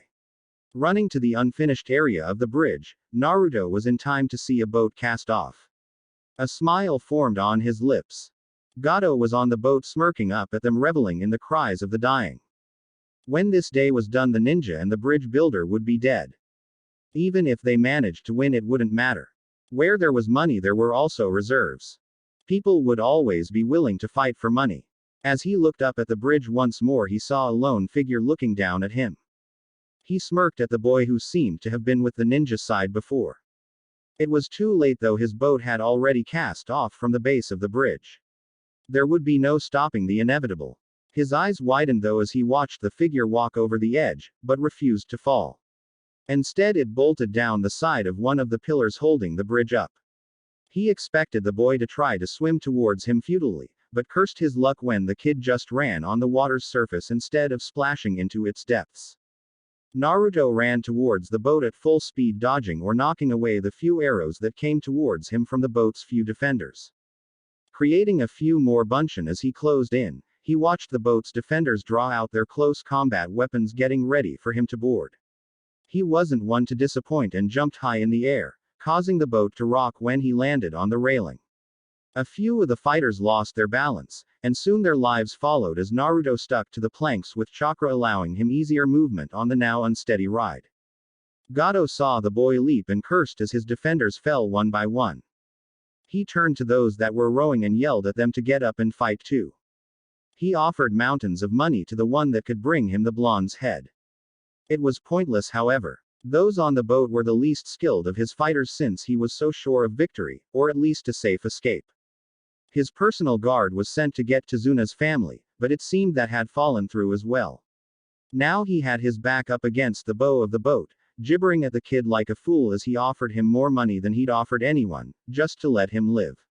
He promised to give money to Wave, to live in poverty, but his crimes outweighed his bank account. Come now, boy, I am rich beyond imagining. I could give you enough money to buy your own village. You could have any woman you want. Nothing would be out of your reach. I could give you everything you ever dreamed of and more. Naruto spat at the thought of it. You talk about buying anything as if everything were for sale. What I want you can't afford. What I desire isn't any material possession. What I dream for is respect. Ha! Respect. You can easily buy that. With as much money as I have, people respect me or they fall. No one respects you, Gato. Fear you, sure, but respect, no. Respect is earned, not bought. You have earned the respect of no one here, and now you will no longer have the chance to right those wrongs. Naruto drew his ninja to one more and in a single fluid motion, sliced across. Whether you kill me or not, it doesn't matter. This village will still fa. Cock. Cock. Gato's words were cut off as the blade sliced through his throat. As he laid there choking on his own blood, he looked up and smiled at the blonde. Even through his pain and dimming vision, he had evil thoughts on his mind. Thoughts about the men positioned nearby. Men who had already been paid, and would attack tomorrow even if no word was heard from today's attack. He would have his revenge on this pathetic town. As the boat floated lazily past the bridge, no longer having oarsmen to push it upstream, Naruto jumped off and tied it up where it had been before Gato had tried to run away. He took his time climbing back up since he didn't hear the sounds of fighting anymore. Reaching the top, he was finally able to see the aftermath of the battle. No mercenaries were left standing, and it looked like only a couple of the villagers had been either severely injured or dead, but all in all the fight was a success. He saw the bodies of Kiba and Sasuke side by side, with Kakashi pulling the numerous Senbon from them with Haku's help, while Sakura stood nearby crying at the sight. Haku still looked weak, but at least she was helping, and that was a good sign since Kakashi wasn't objecting. By the time he made it to them, they were finishing up with the last of the Senbon. I see things seem to have gone well up here. Gone well. Can't you see that Sasuke-kun was hurt, and it was that bitch there that did it? Sakura pulled a kunai out, fully intent on skewering Haku where she was kneeling as she checked Kiba for any more injuries. She ran forward but was stopped by a hand grabbing her wrist. When she struggled to get free, she was picked up and tossed backwards away from the weakened ninja. Looking up at her attacker, she found Tizuna glaring down at her. Why? Why won't you let me kill her? She attacked Sasuke-kun. Because she was being manipulated. Maybe if you opened your eyes a little to see more than your precious Uchiha, you would see the world for what it really is instead of the sunshine and rainbows world you live in. Tazuna looked at the girl in disgust. Never had he seen someone so obsessed with another human before. Sakura. Haku didn't kill either of them. In fact, she went against her leader in going out of her way to make sure they didn't die. She may have attacked us, but at the time she didn't know exactly what she was doing. She only believed she did what she thought was right. To Kakashi's ire, Sakura just let out a HMPH and turned the other way, pouting. Yes, that is very mature. Sighing, he turned back to the now awakening pair. Where am I? Kakashi-sensei. The bridge. The fight. Kiba shot up before putting a hand to his aching head and falling back down. His head turned to the side and he saw Sasuke. You bastard. You tried to get me killed. Kiba wanted to punch his teammate, hurt him more than anything he wanted to hurt before, but he could barely lift his arms, let alone shift himself to a striking position. Instead, he settled on trying to glare the boy to death. Kakashi looked down at the boy in pretend confusion. What do you mean, Kiba? It was a smug Sasuke who answered him. I used a kawarimi to get out of an attack. The closest thing I could see was Kiba, so I switched with him. He should be honored that he was so useful. Kakashi had enough of the brat.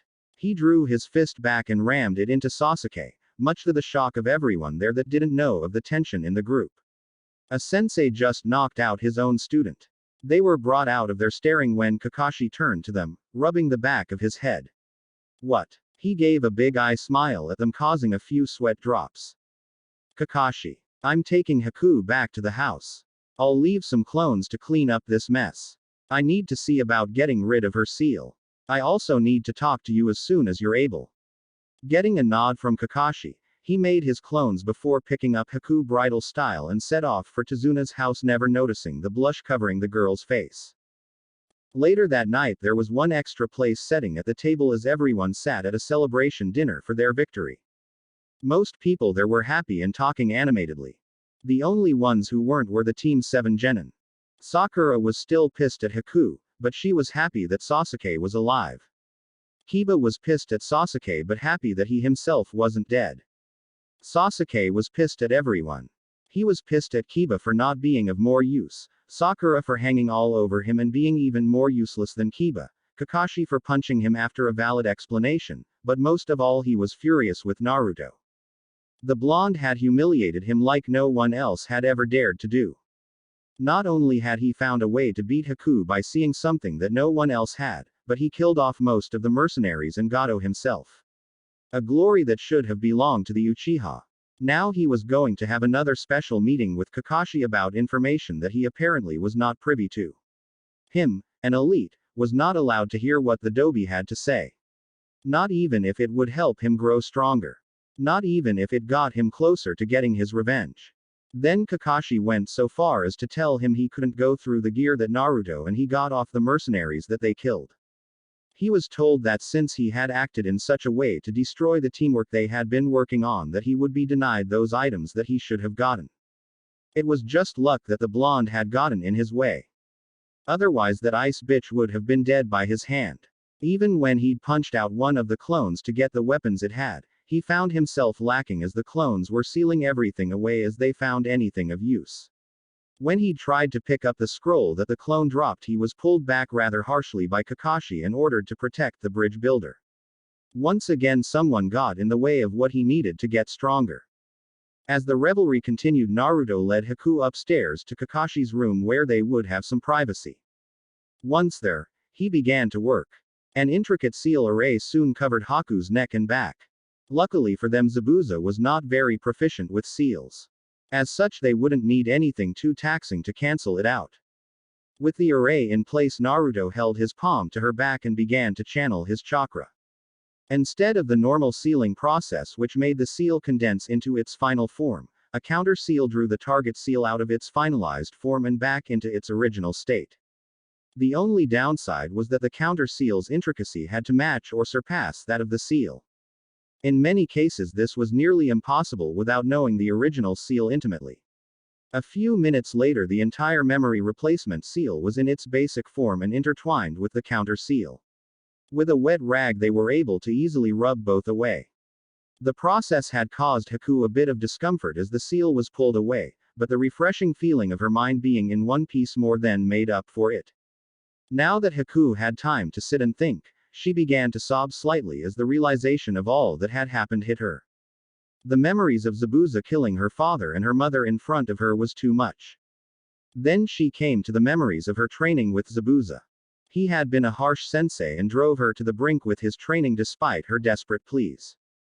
No matter how much she would seet or bleed, if she didn't do what he said, she was punished. He had arrived back at their hideout one night with a huge smile on his face. He had found the seal that had changed her life. After that point, what was once so clear became a little fuzzy for a few years of her memories. She could remember traveling with Zabuza thinking that she was simply a tool for him to use. The numerous odd, and often morally questioning missions they had to do. She remembered the short, businessman's eyes as they roamed over her body, and her disgust at his leering. She remembered her first encounter with Team 7. How everything was going well until a blonde boy showed up and ruined it. The meeting with the blonde in the woods where they had learned each other's names. How he knew exactly who she was and didn't attack, which still confused her a bit. She saw the fight on the bridge. How she had seen the Uchiha use his own teammate. Then how she trusted Naruto to help her, going so far as allowing her to put the seal on herself. As soon as the seal hit her, she had been overwhelmed by all the memories she had lost. It had to be real too, since Naruto, for all she knew, had never seen her parents and would have had no knowledge of her training. She cried then, for the first time in years, but at the same time she felt a need burning inside her. Today was the day she had taken her first life, and it was that of her so-called father figure. She had taken it willingly and didn't feel remorse for him, but it was still her first actual kill. The first time she watched as the life left someone's eyes by her hand. She had watched the disdain in his gaze turn to surprise when her needles pierced his flesh. Then the look of realization that followed when he knew that it would be his last breath. Suddenly overcome with grief, she turned in Naruto's arms and cried openly into his chest. He didn't push her away. He didn't call her weak, didn't sneer at her or laugh. He just held her close, rubbing her back and trying to soothe her. The only other effect on him was that he was now blushing brightly. They had taken the top half of her battle kimono and her shirt off in order to draw on the seal, and now she was pressing her uncovered front against his chest. It took the better part of an hour until she finally settled down. She was out of tears and out of energy as she fell asleep in his arms. Gently, so he wouldn't wake her, Naruto lay her down in his futon. He blushed a bit at her exposed chest, but tore his thoughts away from it as he covered her up and crept out the door. As he rejoined the party below, Kakashi walked up to him and grabbed his shoulder before motioning Naruto to follow. Once they were in a secluded room alone, they sat down facing each other. What is it this time, Naruto?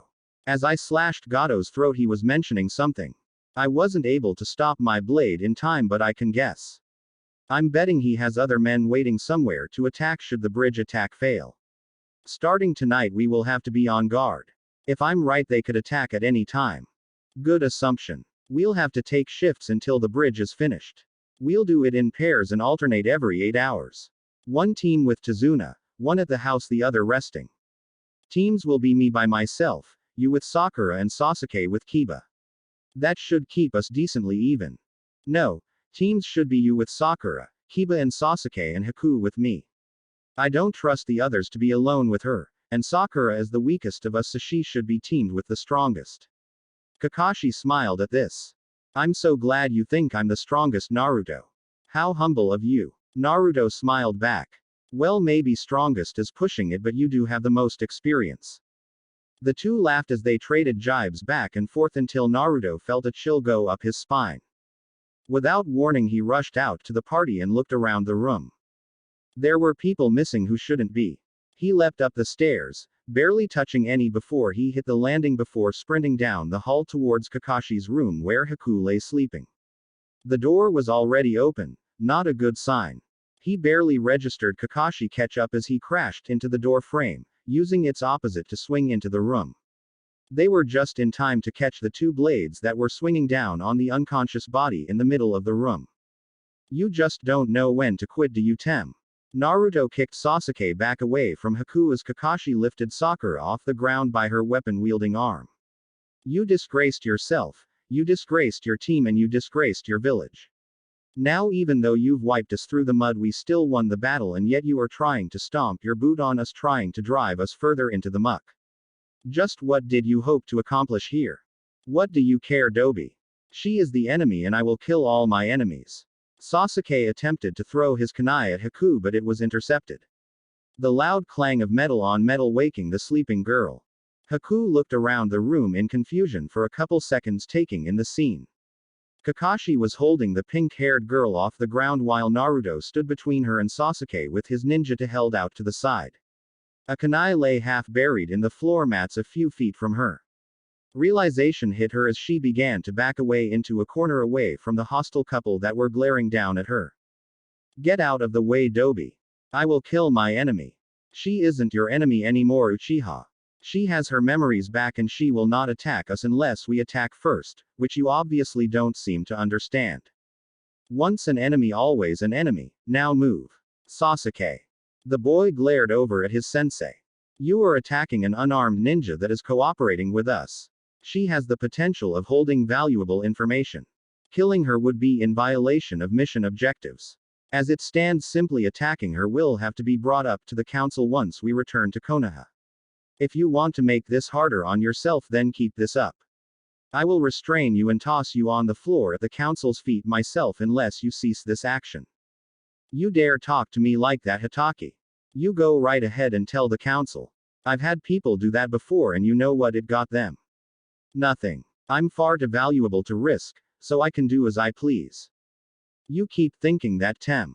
The new voice from the doorway came to them just as Sasuke was hit from behind. After he fell over unconscious, Kiba was revealed standing in his place. Kami, that felt good. Sakura was livid. How dare you use such a sneaky attack on Sasuke-kun, but I can see why. You're so weak and pathetic that if you. She never got to finish as Kakashi knocked her out as well with a quick chop to her neck. Kiba walked over to the now mostly aware Haku, making all three of those still conscious tense. They had no need to worry though as Kiba looked at Haku. I want to thank you for not killing me on the bridge. I know it was well within your power. I also want to thank you for putting the Uchiha Tem in such pain. He deserves more than you could have made him feel. Thank you. She did a slight bow while holding the blanket to her chest to keep her modesty. Well, I guess this means some modifications to the teams. We will have to work in 2 shifts. 12 on 12 off. At the confused looks from Kiba and Haku, he explained. It seems Gato had a backup plan. There will be another attack sometime soon. We'll work in teams of 2. It will be Kiba with myself and Haku with Naruto. Since Haku has had rest and Kiba was injured pretty bad in the fight, Naruto's team will have first watch. Getting nods from those involved, he picked up Sakura. Kiba, get Sasuke and follow me. These two are too much trouble to let roaming around free. Naruto, when you are ready you may start your patrol. After Kiba and Kakashi left with Tweedledee and Tweedledum, Naruto addressed his new teammate. Well, Haku-chan, looks like we have work to do. Meet me out front and we'll get to work. Hi Naruto-kun. She waited until he was out of the room before uncovering herself and getting dressed. Her gear had been stripped, but since she could make weapons out of water it wouldn't matter much. Cautious of another attack, she took the window to get out of the house instead of going through the crowded first floor. When she got to the front of the house, Naruto was already there waiting for her. Seems he takes his job seriously. That makes at least 2 of them, maybe 3 since the dog boy. Kiba, they said his name was, had enough sense to know I had aimed to disable and not kill. She walked over to him, making sure that he could hear her presence. You don't have to stomp, Haku-chan. I have very good hearing. He hadn't even turned towards her to talk. So you have a bloodline that enhances your senses. Something like that. She could hear the undertone saying that it was something he didn't want to talk about. I see. Without another word, the two headed off into the night to start the first patrol. It took 4 more days until the bridge was finished. The ninja kept up their teams of 2. Naruto and Haku patrolled at night and guarded Tazuna in the morning. After noon, Kakashi and Kiba took over while the other 2 rested and ate. After dinner, Kakashi and Kiba would do some searching until returning at midnight to switch over. Sasuke and Sakura were bound in a room all to themselves, formerly Sakura's room, only freed for meals and bathroom breaks. They had made a few attempts of getting free, but Naruto had put suppression seals on them to keep them somewhat under control. With their weapons gone and their chakra locked up, they were of little use, but at least this way even Tazuna could muscle them around if needs be. This ended up being a major benefit for Naruto and Haku, as they didn't trust to leave the 2 unattended as they slept. When a couple villagers came and offered their help, they were readily placed on guard duty while everyone slept. They were more than happy to help after hearing why the 2 ninja were subdued. In a village where everyone was working hard together for the goal of saving their country, little was more valuable than teamwork. Naruto and Haku were just starting their 5th patrol when one of Naruto's clones popped. He had been using them to scan portions of the forest constantly, looking for the pending attack. It cost him some mental exhaustion, but it had just paid off. Haku, we need to get back to the house, now. Hearing the urgency in his voice, Haku immediately spun on her heel and followed him back on the short trek to Tazuna's house.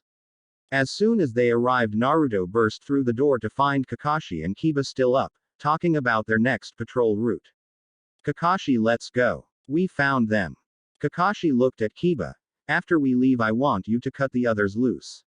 If there is a group out there, then there is a possibility that they could have some slip past and try to attack here. You may need backup. The boy gave a nod before Kakashi turned back to Naruto. Lead the way, he ordered, and the 3 shot into the forest. So what can you tell us about them? It's a bunch of mercenaries just like at the bridge. There didn't look to be any ninja with them, but I wouldn't count them out either. There could be 1 or 2 samurai though, so they should be our top priority. It was a couple of miles until they reached the camp, but eventually Kakashi got a good view of what Naruto described. He did indeed see a few samurai, but they looked to be more along the lines of ronin than true masters of the blade. Okay, we'll start with the largest long-range attack you have.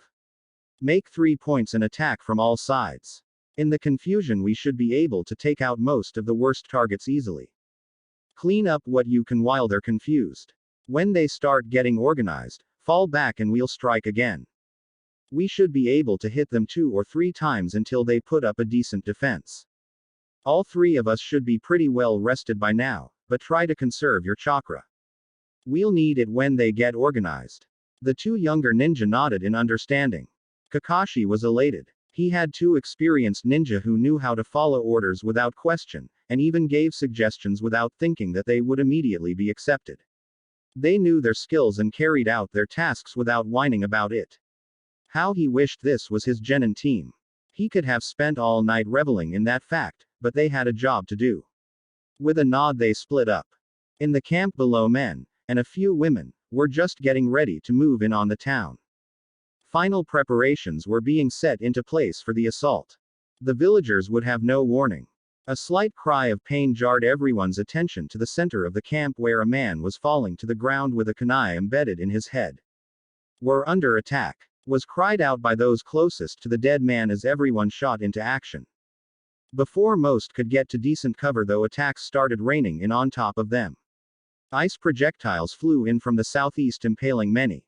A hurricane force wind blew men into weapons racks and each other from the southwest. From the north came a large dragon made of water that slammed into men, sending them sprawling to the ground. Right behind the attacks were blurs that shot out from the shadows.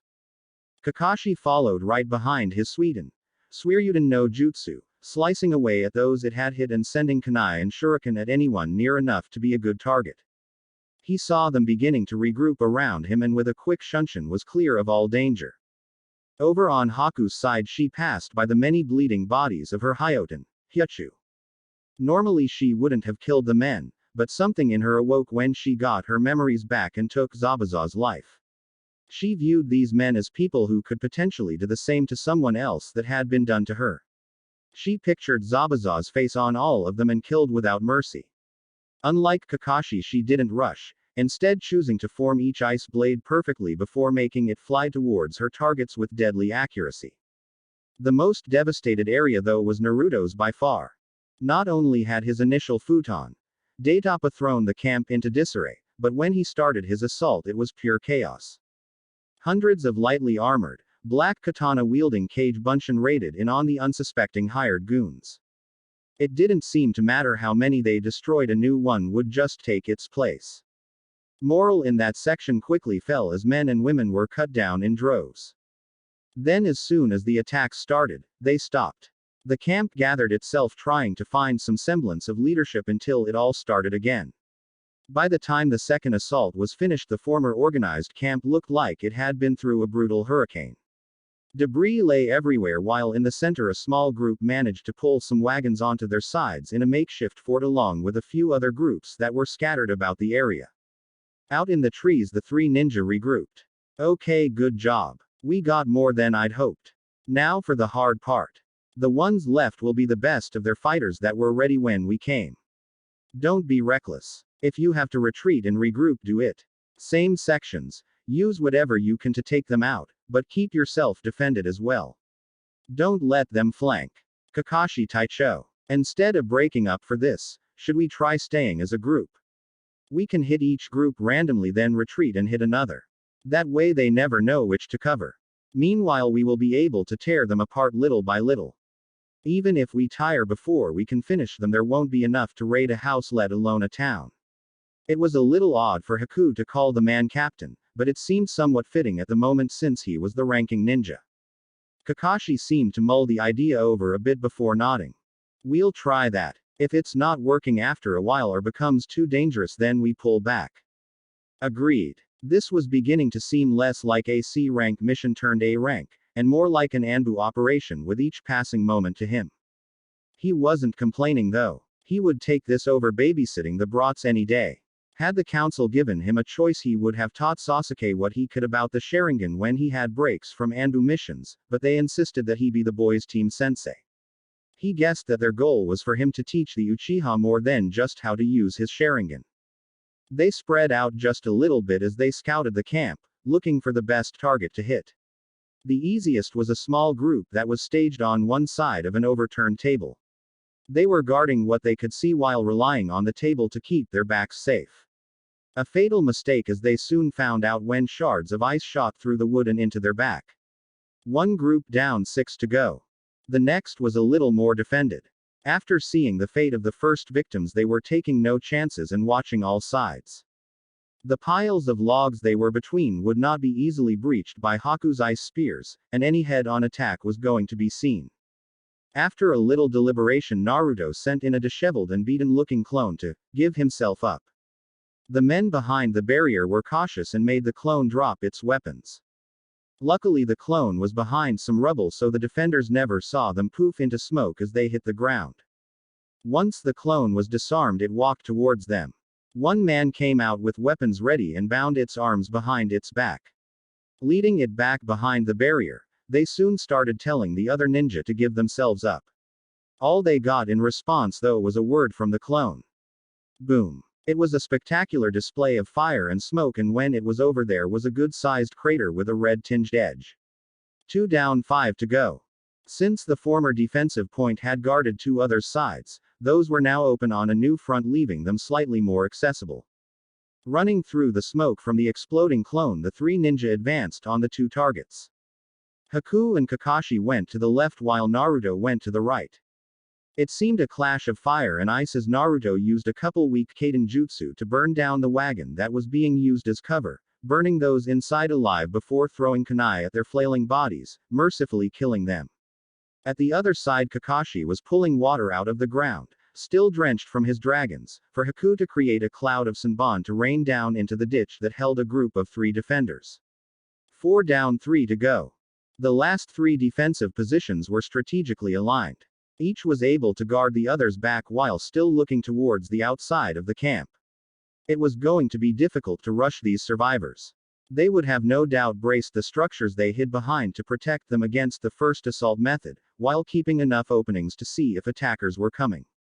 Any ideas? Kakashi looked at the 2 hopefully. Haku was panting slightly while he was bleeding from a few cuts and sweating. Naruto seemed the least affected. He was covered in blood but none of it was his own, at least that's what he surmised from the lack of wounds. He was still a little drained though. Even with a villager guarding the dynamic duo he had kept his senses open as he slept in case they slipped by making him slightly exhausted. Haku, can you make any ice mirrors? Naruto turned towards Haku watching her as she seemed to be figuring out if she could. Maybe a few. How many can you make?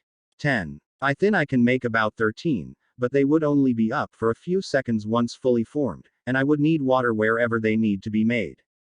That will have to be good enough. Kakashi, I need you to put as much water as you can between two of their little forts.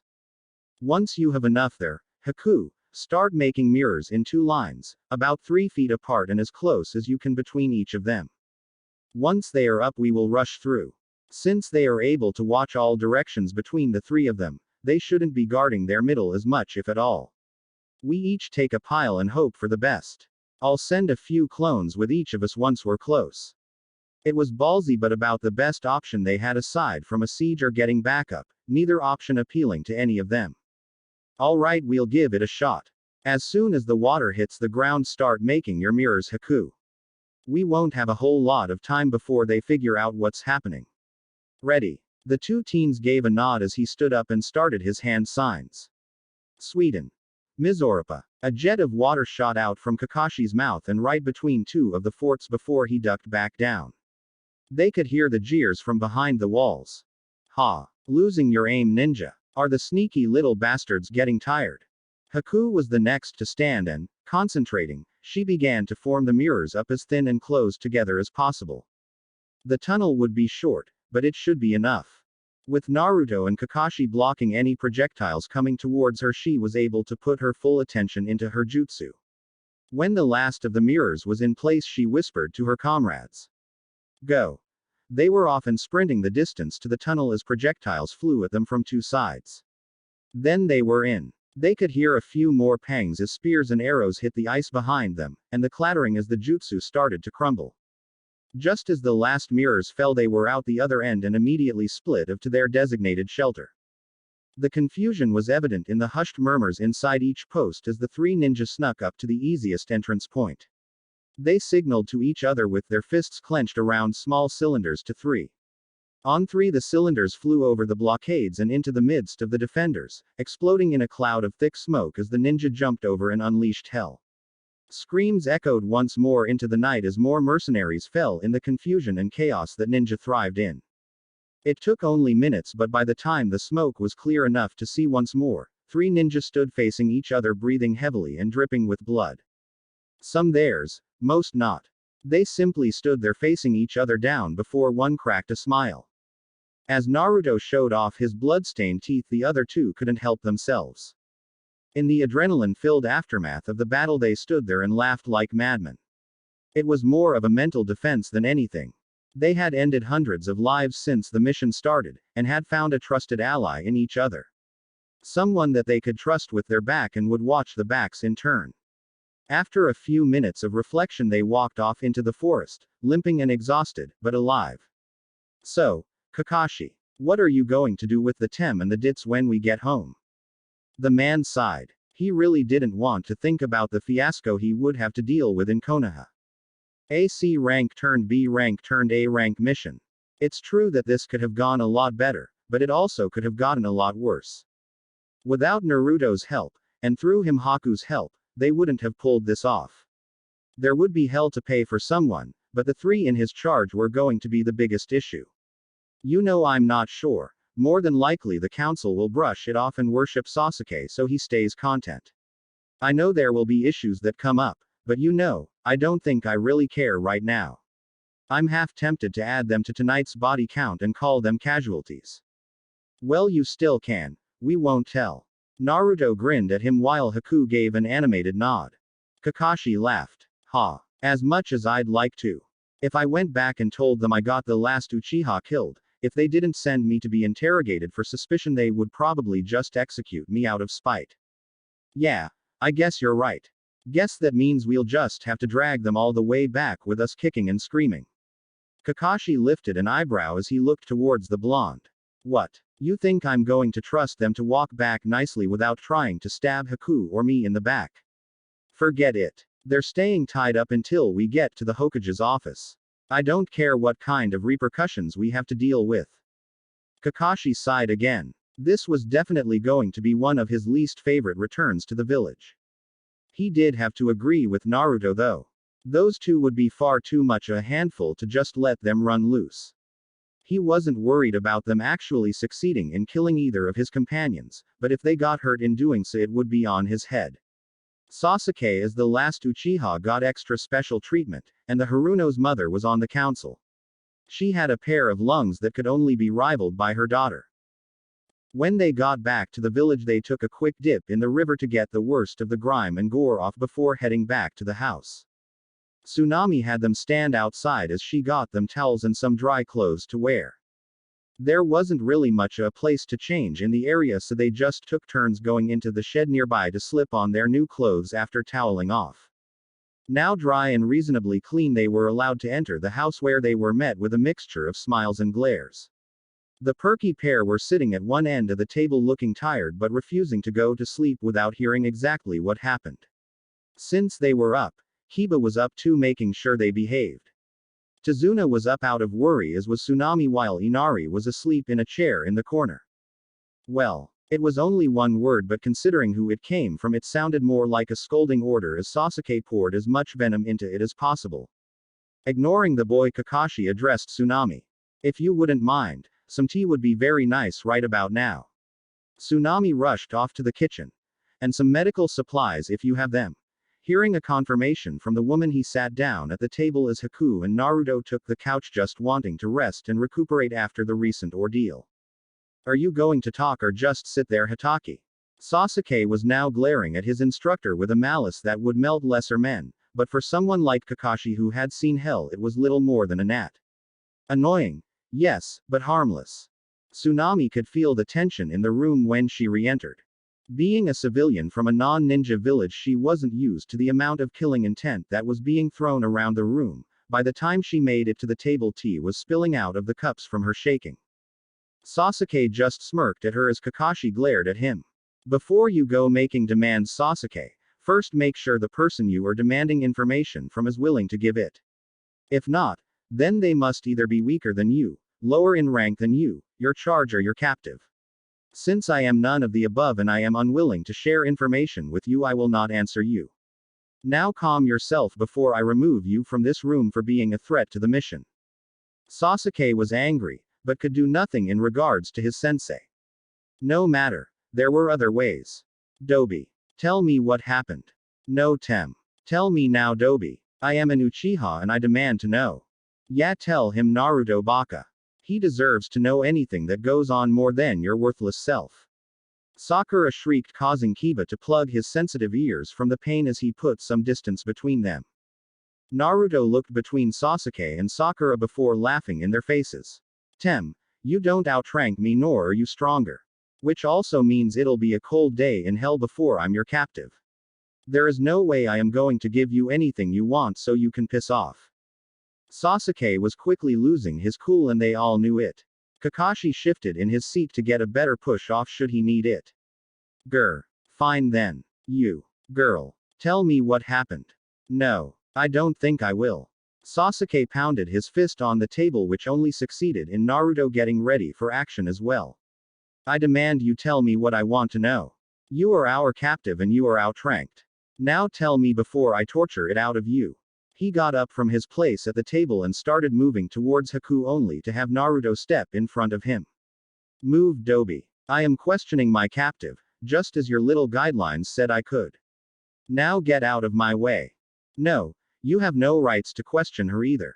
She is not a captive. I have freed her from her bindings and now she has already assisted us on this mission, even going so far as to kill her former partner. She is now a companion, and under my care. Not yours. Naruto narrowed his eyes dangerously. I still outrank her so she must answer my question. Kakashi answered this time, keeping his bored tone. Actually she is not a registered ninja. That makes her a civilian. No ninja outranks a civilian unless it's the Hokage, or we are in a time of crisis. The crisis for this mission has passed, and you are far from being the Hokage. Sasuke gave up trying to reason with the others and instead attempted to force Naruto out of his path as he pulled a knife off the table. He only made it half a step though before he was forced back into his seat by a very pissed off Kakashi. Get the fuck off me.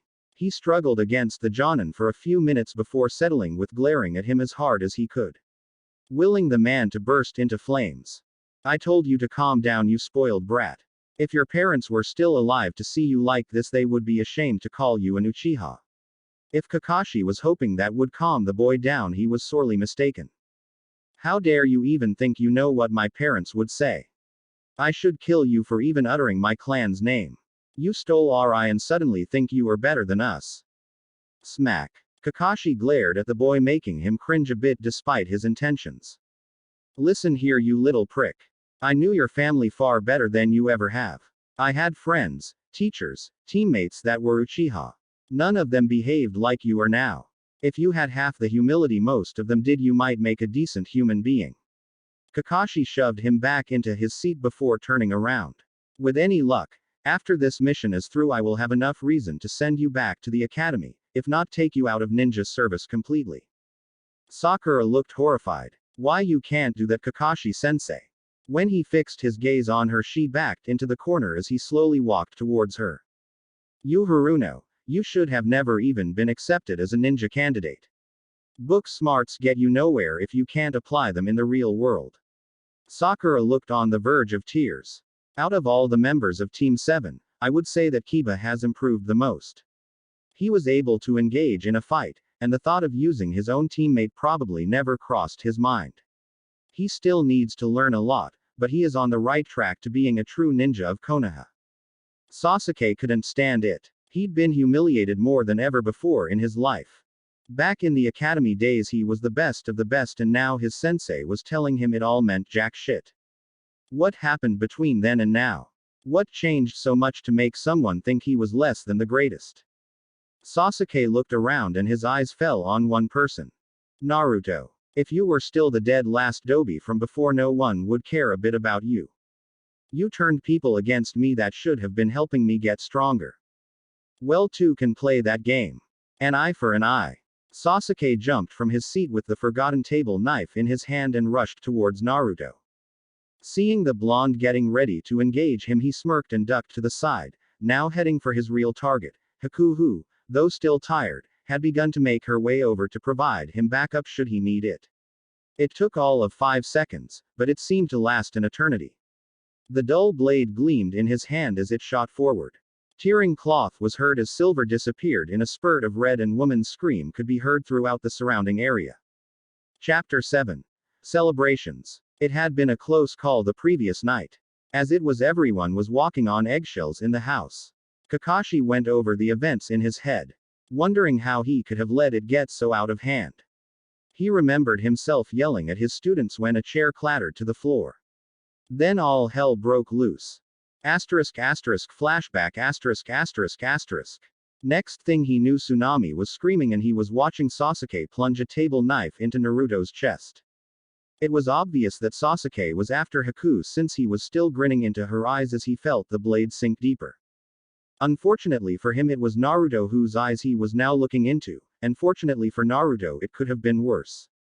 Naruto, knowing he had no time to turn and block the Avenger, managed to pull off a kawarimi with Haku just before Sasuke struck. As soon as he realized he'd stabbed the wrong target, he tried to pull the knife back out but was stopped as Naruto grabbed his wrist. Red chakra seemed to swirl around the two boys before Naruto punched Sasuke in the face hard enough to send him crashing through the front door. Naruto stalked out of the house after his target with a pissed-off look on his face as he pulled the blade from his chest and threw it towards Sakura. It sank halfway into the beam beside her head, barely managing to nick her ear. Kakashi was the only one that seemed able to move besides Haku, who didn't even look fazed by the evil aura in the area. He didn't think, he just acted as he dove out of the door and stood between the predator and his prey. Naruto, you have to calm down. You are going to lose control. The blonde looked at him with slitted red eyes, his gritted teeth showing 2 long canines through his sneer. Naruto. It was no good, the boy just walked towards him. Naruto stopped suddenly as two arms wrapped around him from behind. He took another step forward, dragging his captor another foot. A brunette head of hair rested on his shoulder as Haku whispered something into his ear. He shook his head and took another step. The arms gripped him tighter, making him falter. He no longer moved forward, but the oppressive aura was still there and he was still snarling at Sasuke. The Uchiha was starting to regret his decision as he desperately tried to crawl backwards until he found himself against a tree, leaving an odd wet trail behind on the ground. Haku was still talking into Naruto's ear and Kakashi could see his eyelids start drooping and the oppressive aura slowly dissipated from the air. After another minute it had lessened considerably to the point that Kakashi walked cautiously up to him and tried calming him down as much as possible, but when he got close enough that he was just about to hear what Haku was telling him, Naruto suddenly dropped over unconscious, with Haku's hold being the only thing keeping him from slamming into the ground. Kakashi sighed in relief. That was one thing he didn't want to see on this mission or any other point in his life for that matter. He turned his attention back to his student who was pale white from fear. Kakashi didn't even spare the boy words as he knocked him out and tied him up before dragging him inside, not caring anymore what the council did because of the injured remnant. In the kitchen he saw Tsunami unconscious in Tizuna's arms from fear, while the man himself was deathly pale. Kiba was flat against the wall farthest from the door with Akamaru under his jacket whimpering, but they were both recovering. Sakura on the other hand was unconscious like Tsunami, but unlike her no one had bothered to catch the pinkett. He signaled for Kiba to grab the girl and follow, which got a slow nod and a shaky, "Hi" from the boy. When they arrived at the room for the boys of Team 7, Kakashi threw Sasuke on the floor before getting some rope and tying him up to a stalk. Using excess of the same rope he tied up Sakura before taking her to her room and tying her to a stalk as well. Each stalk was nothing more than a couple boards of wood that would make it impossible for either to get out of the room quickly, if at all. Each arm was bound to one side of the horizontal post with the hands bound as well, so they were unusable. One leg was bound to the vertical post while the other was securely tied to a rafter to keep them from going too far without a chaperone. They could move around a little, but with their chakra suppression seals back in place they were even less than a threat than before.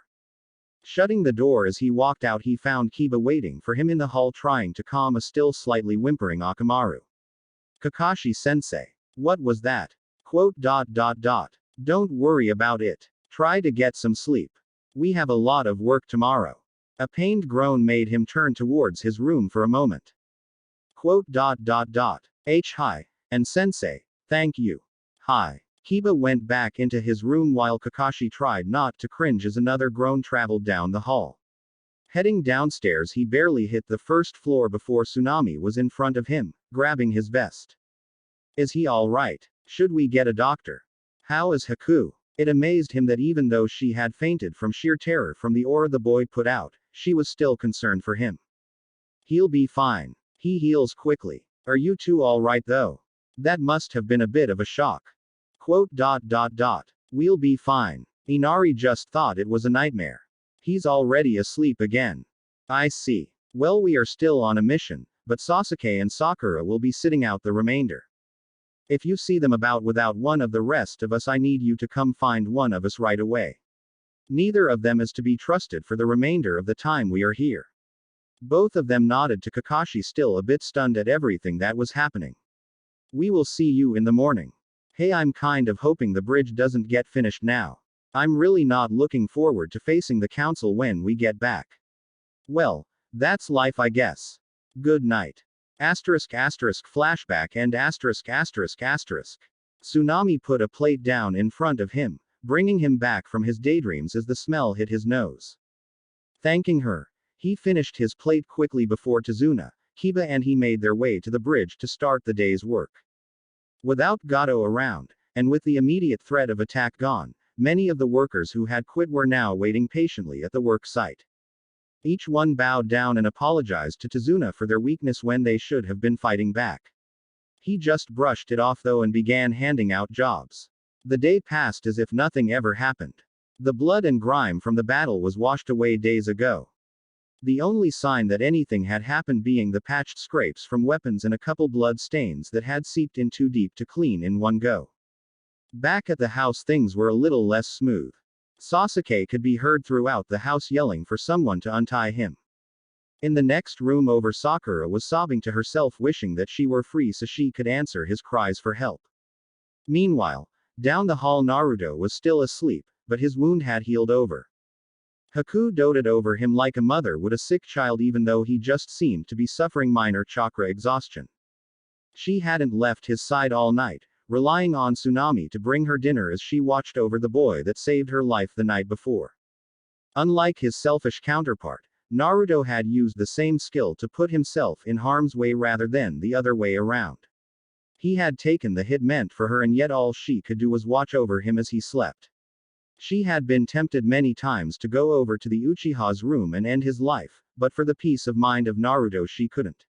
If she did, he would see her as no better than the Tem that tried to kill her when she was mostly helpless. It wasn't until mid-afternoon that Naruto made the first signs of consciousness. Haku hadn't seen it though, as she fell asleep on his chest while listening to his steady breathing. He blinked his eyes open, staring at the ceiling of the room as his senses reawakened. He could see that it was light out at this point, and there was weight on his chest. The smell of wildflowers hit his nose as he listened to the steady sound of someone breathing near him. When he finally lifted his head off the pillow, he saw Haku curled up beside him and half on him. He eased himself out from under her, being careful not to wake her. As she lay sleeping, he crept out of his room and made his way downstairs, where Tsunami was making herself busy by cleaning up the downstairs. "Good morning, Tsunami-san," he called out with a big smile on his face. Oh. Good morning, Naruto-san. You startled me. Hey, sorry about that. I guess I'm a little late for breakfast, huh? A bit. There is some rice in the cooker still if that is enough, but if you want more just let me know. That will be fine. Thank you. Naruto left the room with Tsunami watching his back. Even though she had seen him injured before and knew his healing abilities, it was still a wonder to see him up and about like nothing happened after being stabbed in the chest by someone who was supposed to be his ally. What she didn't know was that there was still a lot of emotional pain on his mind. Sure, Naruto didn't like the Tem, but he had at least trusted him enough to not try to kill someone in cold blood, let alone someone nearly defenseless. Then there was the fact that he was stabbed after making sure that the rest of the mission got completed. A portion that the Uchiha was obviously not capable of at the time, at least to the point where he would have most likely attacked friend and foe alike. Now said Uchiha was tied up without a chance at getting freed anytime soon, and with Gumdrop out of the way, no one was going to help him get free either. The main issue was that Sasuke had brought up so many memories that Naruto was hoping he could have some reprieve from. Memories of the attacks that the Konoha villagers made on him. The whole time he was eating, his mind was running through those memories as he sat in a daze just staring at the wall. It wasn't until Haku put her hand on his shoulder that he realized his bowl was empty. He had no idea how long he'd been sitting there, but he definitely hadn't heard her come up to him. He mentally berated himself for being caught unaware. Oh, hey Haku. Did you sleep well? He stole a glance at her off to the side as she sat down next to him. He could see the worry and a bit of confusion on her face. Hi. I'm fine, Naruto-kun, but how are you? You got stabbed in the chest yesterday, then you seemed to have lost it and went after the Uchiha. To be honest, you scared everyone in the house, probably everyone in the neighborhood too, with the amount of killing intent you were putting out. Haku was looking very uncomfortable by this point. He had scared all of them last night, that much was true, but what bothered her was the pure primal feeling that was sent out. She had felt killing intent before, many times, but she had never felt it so raw, and that was just the overflow. She didn't even want to think about what was aimed at Sasuke. Don't worry about my injuries. I heal quickly, always have. Consider it a gift from a friend of mine. Along with rapid healing, I also have heightened senses, and though I've been to the hospital numerous times, I've never actually been sick a day in my life. I know what you're thinking and know it's not really a bloodline. I can't tell you exactly what it is though. I'm just not comfortable sharing that information yet. Apparently Haku wasn't going to push the matter as they sat there in silence for a while, just taking comfort in the company of someone who seemed to understand them. After a couple hours of general chatting, when a topic popped into their heads, the pair turned towards the door when they heard the knob turn. They were greeted by the sight of the bridge crew making their way home for the day. "You guys are early. Did you finish already?" After setting his safety helmet on a stand near the door, Tazuna turned towards the pair with a wide smile. "Not yet. I decided to spread the last bit over 2 days so we wouldn't end a day with only 2 feet to go. Would be a waste to call everyone out early only to be done in an hour, so we're just going to have 2 early days." His grin changed to one a little more sinister. "Since you're both up, I'll assume you have been keeping each other company." A quick wink of the two told them all they needed to know about what he might be insinuating. Despite how innocent their conversation was, the two still couldn't help but blush a little at the insinuation. When Kiba saw this, he of course got his hopes up once more. Maybe Naruto will go for this new chick and that will leave Hinata free for the taking. Even if he doesn't, this girl doesn't seem half bad. "Oi, Tazuna-san. It's nothing like that. We were just talking about ninja stuff, mostly. Besides, I have a girlfriend at home, so it's not like I'm really free or anything." As much as he hated to hurt others, Naruto felt he had to make that clear. He had seen how well Haku and him were getting along and he was looking for a way to break the news to her.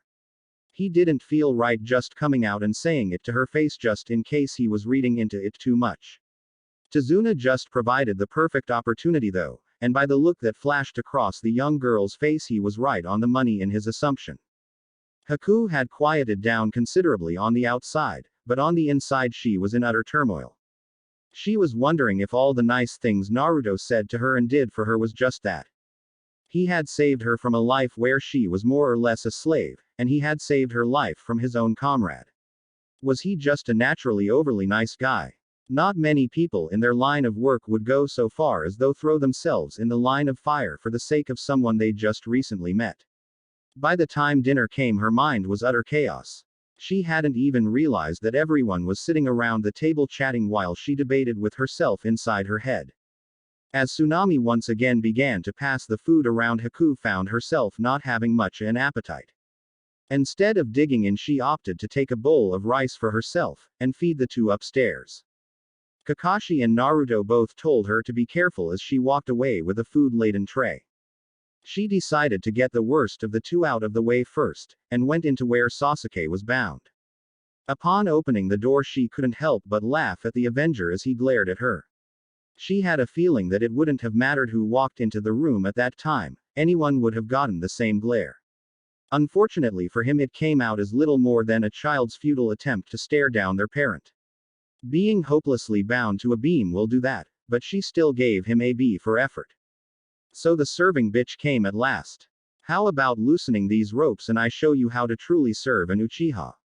It's somewhat of a tradition for us to take strong women as our own, as they provide strong offspring." His smirk alone sickened her, but the offer he suggested actually made her retch, much to his annoyance. "What? Does the thought of being bred sicken you? Don't worry then, because once word spreads that you turned away an Uchiha, no one will want you anyway. I would rather live my life alone and locked in a cave than spend one day under the name Uchiha. Do not think you can threaten me into anything. I have lived my life and grown stronger because of threats many times worse than anything you can dream up. Besides, wouldn't it be beside the point, dear Uchiha, to wed someone stronger than yourself?" It was an unnecessary retort, she knew, but she just couldn't help herself. His yells ran through the room until he had to stop from lack of breath. As he sat there breathing hard and glaring at her more, she got to her real reason for being there. "Now if you're a good boy and quiet down, I will feed you. Know that I won't enjoy this, so if you don't behave, I have no qualms about leaving the food here for you to figure out a way to eat it." She set the tray down and picked up one of the food items before offering it to him. He begrudgingly ate it as he knew she had no reason not to make good on her threat. He may be the last Uchiha in Konoha, but they weren't in Konoha. They were alone, in a room, in Wave. "So, what is the real reason you're here? If you despise me as much as you say you do, then you wouldn't be here right now unless you had a reason for doing so," Sasuke said between bites. As Haku shoved another portion of food in his mouth, she sighed. She was hoping to get through the whole meal before he figured that part out. I want to know what you know about Naruto. You went to the academy together, so you must know at least the past few years of his life. HMPH. I don't know why you're so interested in that doby, but fine, I'll shatter this illusion you have about him. He was the dead last in class. He did poorly in every subject there was. He couldn't even do a simple bunshin and made a barely passable henge. His test grades hovered around barely passing, and his practical skills with weapons and taijutsu and projectiles were even worse. How he managed to pass I don't know, but he should have quit trying to be a ninja. What about his life outside of school? What? Do you think I was all buddy-buddy with him? I'm one of the elite in Konoha. I wouldn't associate with his kind of trash for anything. Nor would any self-respecting person. And yet he has outperformed you on every task so far this mission. This only served in earning her another string of curses, but she had learned all she was going to from him. She left him yelling warnings and threats behind her as she closed the door on him and made her way to the next target. She took a deep breath before entering the room of Sakura. This wasn't going to be pleasant. Even if Sasuke's room would have been sealed in a sound barrier, the Pinkett would have found some way of hearing his yells. As it was, she opened the door and steeled herself as the expected wall of noise hit her. What were you doing to Sasuke-kun? You were torturing him, weren't you, you bitch? Just because you're jealous of us doesn't give you the right to damage him so others can't have him. Why don't you just kill yourself? You should have died last night anyway. You're just lucky that Naruto Baka got chivalrous and saved you. Otherwise Sasuke-kun would have torn you to shreds. Haku finally got a chance to get a word in when Sakura decided breathing was a good thing. Do you want to continue or do you want to eat? Haku rose the tray a little more to emphasize her point. Sakura only glared as her stomach answered for her, which seemed to only worsen her already bad mood, but at least she shut up. Unlike Sasuke, Sakura was silent the whole time she ate. For someone who Naruto said was the biggest known brain of the kunoichi, she didn't seem to be able to figure out or care why Haku was the one feeding her. It wasn't until the last bit of the meal was in the girl's mouth that Haku broke the silence. She would have done it sooner, but she was too busy marveling that the girl could actually keep her trap shut so long. Sakura, I want you to tell me what Naruto was like back in the academy, and if possible, before that. Huh? Why would you want to know about a loser like him? Wouldn't you rather talk about Sasuke-kun? He's so much better than that Baka. Sasuke-kun was the rookie of the year and he. Sakura began as her eyes filled with dreamy stars. I don't care about the Uchiha. I've seen all I need to see of him to come to my own conclusions. The one I want to know more about is Naruto. Sasuke told me he was the dead last in your class, but everything I've seen so far from him shows otherwise. Was he really dead last, or is the Uchiha just trying to smear his name more? That Baka should have just quit his first year. We could tell already that he was no good as a potential ninja. He slept more in class than he was awake, and that's when he actually showed up. He was lucky he didn't stab himself with his own kunai, and he should have just forfeit his taijutsu matches. Dead last was too high of a title for him. He should have been considered a hopeless case and kicked out. Not to mention how he was always trying to get a date from me. As if he could even compare to Sasuke-kun. Sakura seemed to scoff after every sentence, like everything she said was common knowledge. Yet the Hokage saw fit to send him to help you here. I don't know what Hokage-sama was thinking when he approved of that. As if Naruto could help us do a mission that even Sasuke-kun was struggling with. Haku didn't know whether to slap the girl or laugh in her face. The way her head, hands and feet were bobbing around so animatedly, despite how secure her bindings were, made it look like all the suspended movement from her limbs was being channeled to her only movable parts. After taking a moment to let all the information Sakura gave her mingle with that of the Uchiha, she found herself no closer to finding out Naruto's real past. His own village saw him as less skilled than he actually was, that much was certain, but what his true skill was, and why he was hiding it, was still beyond her grasp. Realizing that she was no closer to solving her puzzle, she decided to part with her view on the situation as a third party despite the obvious reaction she would get.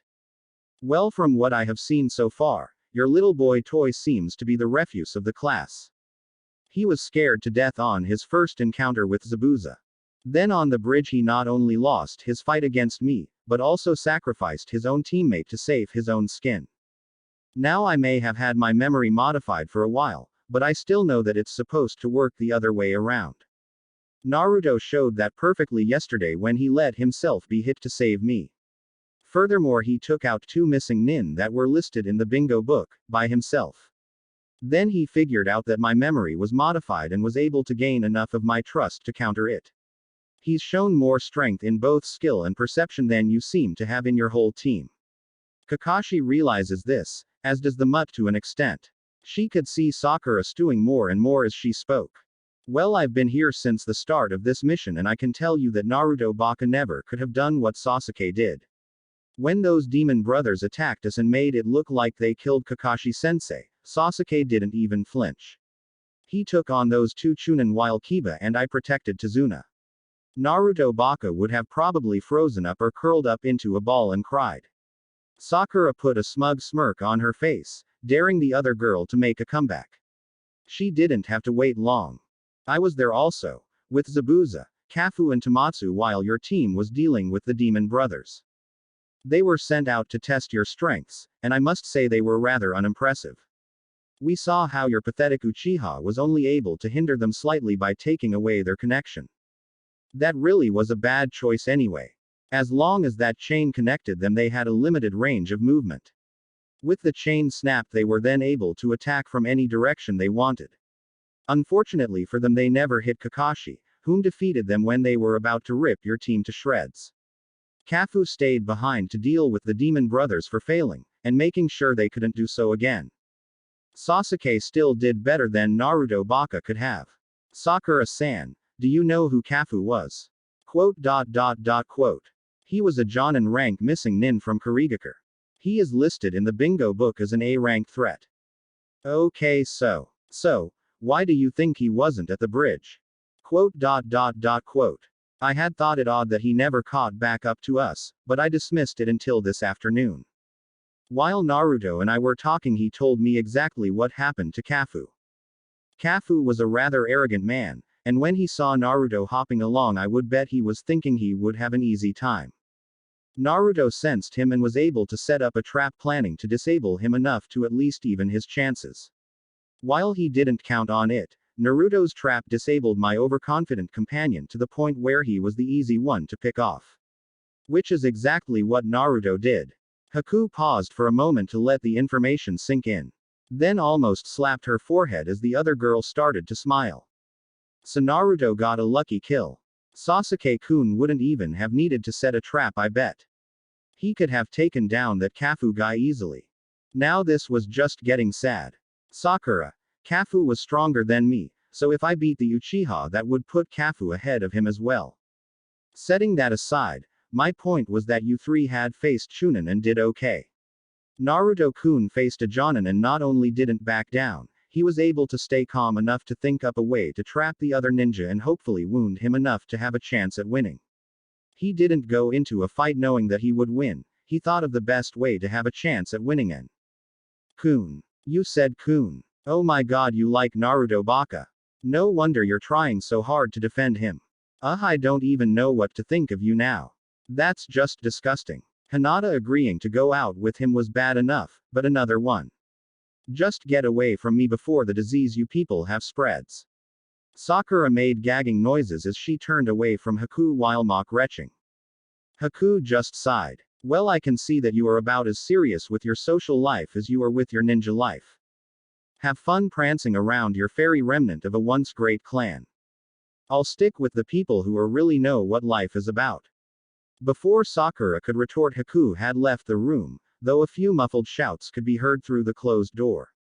There was no doubt that Sasuke didn't have the same sonic hearing for her screeching that she had for his quietest whispers. She just shook her head as she made her way down to the dining room and handed the empty, or partially so, dishes to Tsunami for her to wash. Oh, was someone not hungry? Tsunami looked from one of the half-full bowls to Haku. We'll just say that the last Uchiha isn't as smart as the Banshee when it comes to eating before pissing off the person feeding you. Tsunami just nodded before taking the dishes to the kitchen to wash them off as Haku took a seat at the table again. So what are we planning for tomorrow? Kakashi stared at her for a moment, trying to comprehend what she was asking. Well, since you aren't a ninja of Konoha, I don't really have a say in what you do, so you can do whatever you like. I do ask that you return with us to Konoha peacefully since, although you were under a mind-altering seal at the time, you still did attack us.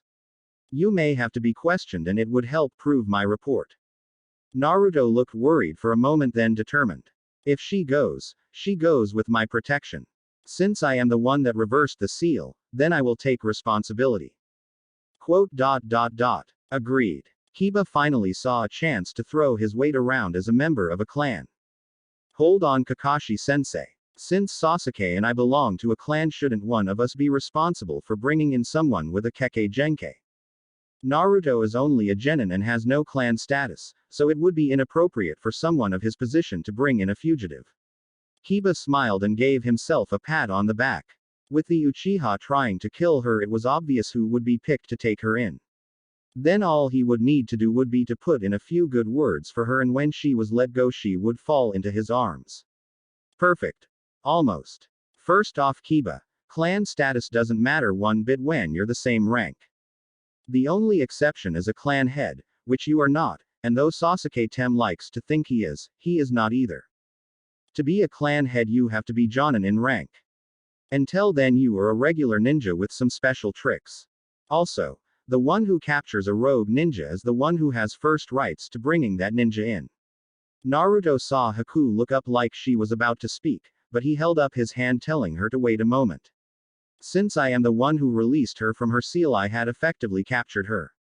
However, since she had a memory modification seal on her, she was never truly a rogue ninja, so while we prefer she come back with us to make our report a bit easier, she has no real obligation to do so. Kiba was once again furious that the blonde was outdoing him yet again, while Kakashi was astonished at the boy's knowledge of the laws of Konoha. Naruto, how did you know all of that? Even I don't know all of that. So he could be lying then.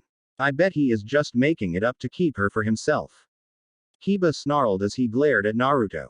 Just when I was starting to see a glimmer of hope in you, mutt. The reason I know, Kakashi-san, is because I studied the Konoha laws constantly, so I knew exactly what I could get away with during my pranks. When I did get caught and they found out they couldn't do anything to me, they gave me an up-to-date law book and forced me to read it as punishment. I'm probably more knowledgeable about Konoha's laws than most of the council. Naruto smiled as fumes came from Kiba's ears at the fact that his sensei was going to allow this to happen. Kakashi was just laughing to himself. He always wondered how the boy everyone loved to hate always got out of harsh punishment. Well, at least the punishment that the council would have wanted anyway. Well, then it's settled. Haku will be under Naruto's care, if she decides to come back with us, that is. Kiba will be with me guarding the other two and making sure they don't do anything too stupid. First we have to get through tomorrow though. Not that it should be too difficult. Once the bridge is finished our mission will be officially over. The following morning we'll head back to Konoha and report in. Any questions? When no one answered, Kakashi bid them all a good night before making his way upstairs. After which Tazuna, Inari and Tsunami left to turn in for the night as well. With Kiba, Haku and Naruto now left alone, the tension was palpable. Kiba had his yearning to prove he was top dog over Naruto in front of Haku, and Haku with her mixed up feelings for the blonde was trying to think of what to do. Meanwhile the target for both of their conflicts seemed to be oblivious to it all as he brought out a small scroll and began to read. Kiba took this as an opportunity to make another jab at him. Hey Dobi, you're turning out to be more of a bookworm than Sakura. Keep reading all those scrolls and I'm sure you'll both be huffing and puffing at the back of the line together. Naruto just ignored him as Haku shuffled a little closer and began reading over his shoulder, which of course only made Kiba all the angrier. I know you have a deep need to know the basics, but is it really necessary to go over them at every free moment? Again he was ignored and further infuriated when Haku rested her head on Naruto's shoulder as she continued reading. Hey, listen to me when I'm talking to you, you worthless piece of trash. Kiba grabbed the scroll and threw it across the room as he glared at the boy. What he didn't expect was to see two sets of eyes glaring back at him.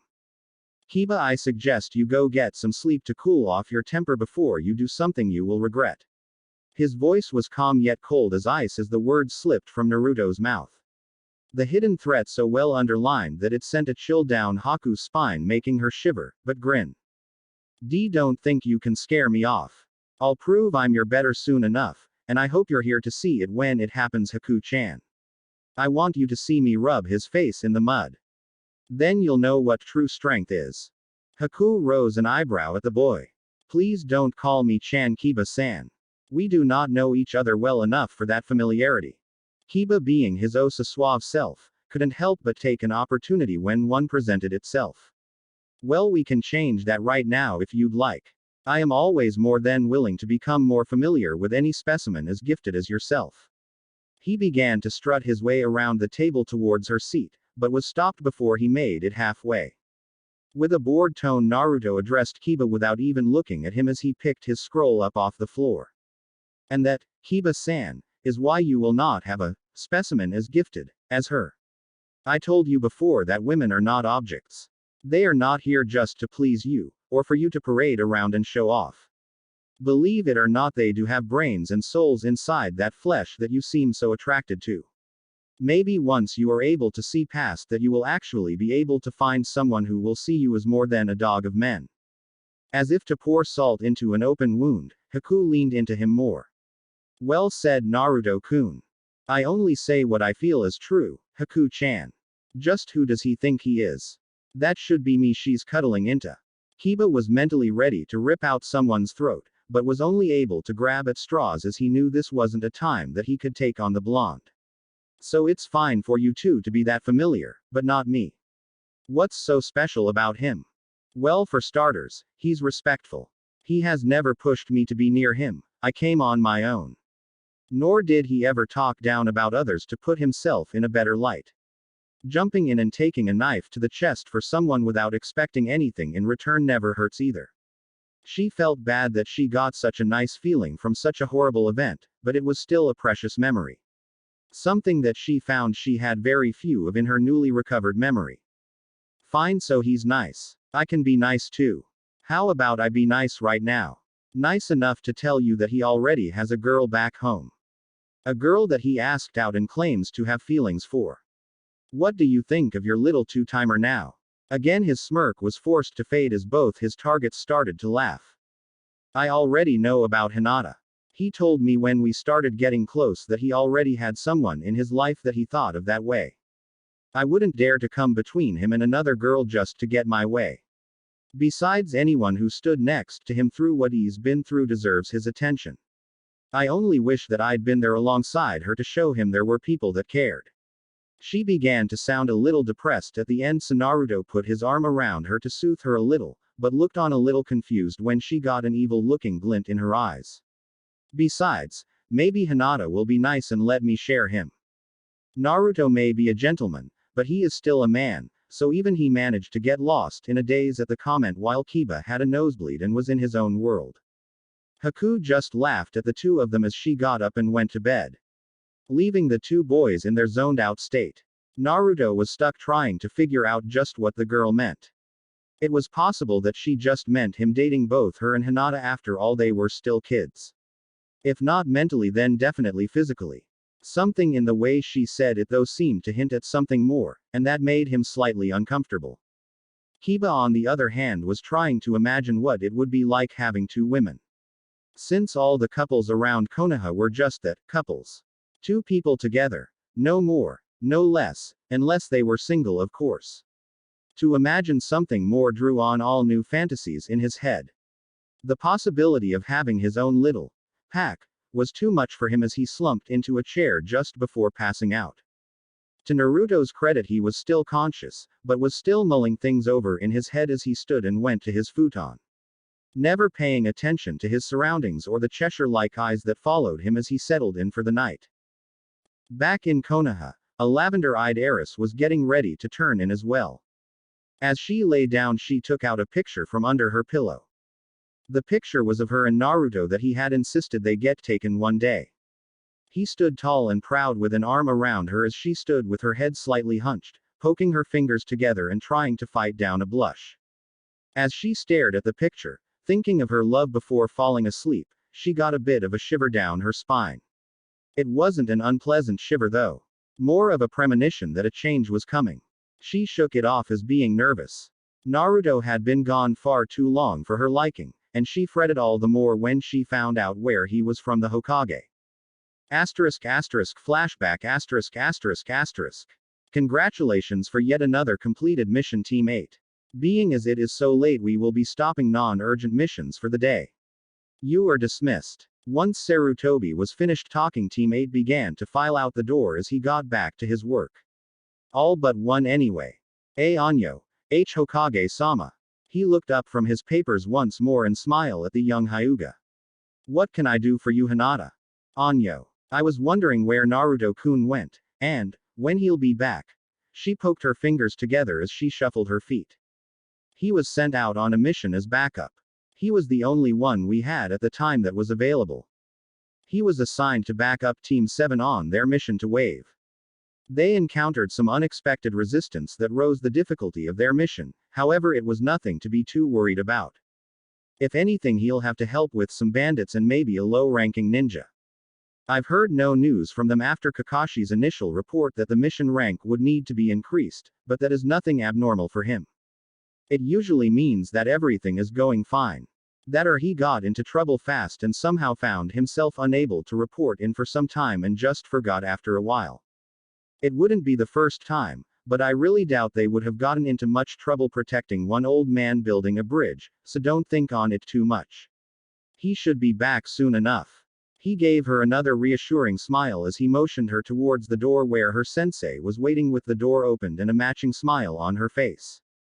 Thank you, Hokage-sama. Hinata bowed to the man before turning to leave, not noticing the concerned glance that Kurenai threw to the old man, nor the tired one he sent back. Flashback and Hinata blushed as she kissed the picture. I'll see you soon, my Naruto-kun. Then we'll have our picnic like we said we would. Smiling, she hid the picture again before closing her eyes and waiting for sleep to claim her. Her dreams that night would be filled with visions of her returning prince.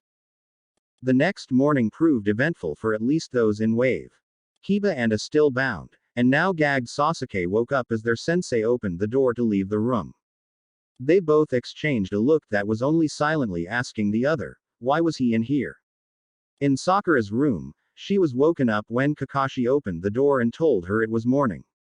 She let out some muffled noises that probably would have been along the lines of a sarcastic, "Oh goody," had she not been gagged as well. Kakashi had decided the gags were needed when the two kept him awake the previous night. Granted, he would wake if a mouse tiptoed across the floor in the kitchen due to his Anbu training, but he didn't need them to help the matters. At the last room, the one that was supposed to be his alone, but due to trust issues now had two other occupants, he didn't bother entering. Instead, choosing to knock on the door. The surprised yell from inside was enough to let him know its occupants would be awake. He laughed as he calmly walked back down the hall towards the stairs with his nose stuck in his little orange book. Inside that room though, one genin was sitting up frozen as his current predicament hit his senses. At first he was going to tell Kakashi that he was getting up, but then his senses kicked in. Touch and smell were first as the weight on his chest registered, followed by the smell of herbs. Next was sound as he took in the light breathing, then sight as he opened his eyes to find a sleeping Haku wrapped around his chest. It would have looked angelic in the early morning light, if he'd expected it. As it was though he tensed and freaked out. What the hell? As though she'd just been gently shaken awake, Haku slowly stretched before looking up at him and smiling. Good morning, Naruto-kun. Then she snuggled back into his chest and closed her eyes again, but was denied any extra sleep. No, no, no, no, no. No, good morning. Why are you in my futon? Naruto was trying to pry himself out from Haku's grip while wiggling out of the futon at the same time. Eventually he was successful and was able to look back down to a pouting Haku, almost fainting at the sight. Still technically in the futon, though now only half covered by the blanket, Haku was laying with one arm propping her up, dressed in only her underwear. Again Naruto proved that he was male as he blushed deeply and turned away from the sight. Please put some clothes on, at least Haku-chan. We're a bit too young to be sleeping together like that. Not to mention, as I told you before, I'm already with Hinata-chan. He heard the sound of rustling cloth and prayed that it was clothes being put on. Haku walked up behind him and tossed her arms around him again, bringing her mouth close to his ear. And as I told you, I wouldn't mind sharing. She kissed his cheek and giggled as she walked out of the room, leaving a stunned and rooted blonde trying to process what just happened. He may have known that Hinata liked him, and was now willing to pursue her, but he never got experience with a female actively pursuing him. It was different. Not bad, but different. No matter how he looked at it, though, he felt ashamed that he was getting close to a girl other than Hinata. He felt like he was betraying her. Now he had another worry set on his shoulders. He would have to tell Hinata about this little development, and he had no idea just how to do that. One doesn't just walk up to the girl that loves him and say, "Hey, I met another girl while I was gone, but don't worry, she's okay with sharing. Hope you don't mind." No, that had bad ending written all over it. Best case scenario was a crushed heart. Worst case, she'd get her dad after him. That just spelled disaster, if not death. This made his mind go off on yet another tangent. What did her father think about him? Did he even know about them being together?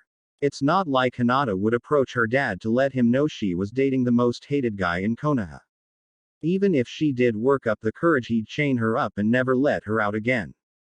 An heiress with the scum of the village. A relationship doomed to failure. It saddened him to think about it, but all the proof was there even if it wasn't out in the open. The Hyuga were part of Konoha royalty. He could feel the weight of their relationship pulling his shoulders down. He growled to himself while shaking his head. All these thoughts so early in the morning were enough to send anyone's morning hazed mind into a whirlwind of chaos. Shrugging it to the back of his head, he was just able to grasp the sound of someone calling him to breakfast, so doing the best he could at shoving his thoughts away, he began gathering his clothes for the day. By the time he made it to the table, most of those gathered already had their servings on their plates or were halfway done eating. Without a word, he took his place and threw food on his plate before seemingly swallowing it whole. Had they not been used to his ramen eating habits, everyone at the table would have been wondering if he'd been starved the whole time there. As it was, only the permanent residents of the house and Haku were staring at him openly. They were only able to snap out of their gaze when he turned to them and, with a half-full mouth, asked, "What?" while shrugging his shoulders and continuing his feeding frenzy. When they had all finished their breakfast, Kakashi sent Naruto as Tezuna's bodyguard, thus leaving himself and Kiba to guard the house. Since the threat of Gato was now done with, they would only need to worry about stray bandits. The most likely target would be Tezuna's family, as any possible attackers would want to ransom them if given the chance, since the ideal place for Tezuna's guards would be at his side. He would have included Haku in the plans, but by the way she stayed glued to Naruto's side, and seemed to want to be distanced from Kiba, if her glares at his ogling were any indication, it was obvious where she would be going. As the small crew stepped out of the house, Naruto snapped his fingers as though just now remembering something. Before his two companions could ask, he had a small army of clones appear. The copies nodded to the original before sprinting off into the forest. What was that all about? Tezuna gave Naruto a contemplating gaze, trying to figure out what the boy was up to. His questioning look was doubled on Haku's face as she was pondering the same thing. "Oh, they are just doing cleanup. When we had that little battle, we never went back to take care of the mess we made. I doubt the citizens of Wave would want to stumble upon what we left behind, or have their children get their hands on the amount of sharp objects we left there. Besides, never know where you'll find something useful, and if it's used but still usable, then it's still worth saving." Naruto explained. "So you're like a kleptomaniac then?" "No, I actually collect things that could be of use later. I wasn't really able to shop freely in Konoha, so I had to make do with what I could find. I guess it kind of grew into a habit. It's kept me fed more than once, and it's how I learned most of what I know about being a ninja." Oh. Haku and Tezuna both looked a little down. The boy's life was hard and they had somewhat of an idea of it, but to have to collect random objects just to eat a decent meal, it just didn't seem right. Anyway, They will be busy most of the day going through personal effects, gathering the weapons and disposing of everything that needs to be disposed of. A few of them are going to do a little scouting. See if I can find Gato's base of operations. No point in having his stuff rot in some abandoned house if it's useful. Not to mention we might get a foot in on any other possible dealings that we can stop. They both looked at him a little uncertainly. To them it seemed a little over the top at first, but after the explanation, and the added bit about finding Gato's hideout, they had to admit that it was a useful thing to do. Haku especially thought as to how much it was like an intelligence gathering mission. If he did manage to find anything useful, they may just be able to stop another event like Wave happening before it even gets started.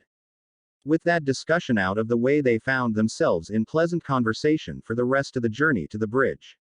They discussed everything from the weather to cracking jokes about Sasuke and his little cheerleader. When Haku brought up what the boy had said to her when she was feeding them, she thought Naruto was about to head back to the house and have some choice words with him. Using his fists, but he calmed down and even laughed when she spouted out her reply to it. Once again though, Naruto had shown his chivalry, and Haku could do nothing but add it to the running tally of good things he's done for her. Before she could thank him for the thought though, the bridge came into view along with a crowd of cheering workers along with a few of the older villagers who were there to watch this crowning achievement of their town. The workload was light that day, just as Tazuna said it would be. When Naruto went to make some clones to help, Tazuna grabbed his readied hands and shook his head. No. Naruto nodded in understanding. They had shed blood, sweat and tears for this bridge, and it was time for them to complete it, but they wanted to do so as a village, for the village. While Naruto's assistance was turned away, random villagers offered and were happily accepted. Though their work would be minimal, they would at least have a small sense that they had helped with the construction as well. Right before their lunch break, the last section of the bridge was being laid and finished. The honors went to Tazuna, who, with a tear in his eye, set the final piece. With a grand cry, all the workers, onlookers and even the two ninja loosed out a loud cheer which was echoed throughout the village as its inhabitants figured out just what the noise was about. That night there was a festival to celebrate the completion of their new symbol to the world. A symbol to show that even the most tread upon people can accomplish great things if given the chance to do so. After the celebrations they had gotten home very late, but all were in high spirits. Well, all that weren't tied to posts anyhow. Naruto had even been nice enough to leave clones to guard so that Kiba would be able to go to the festival too.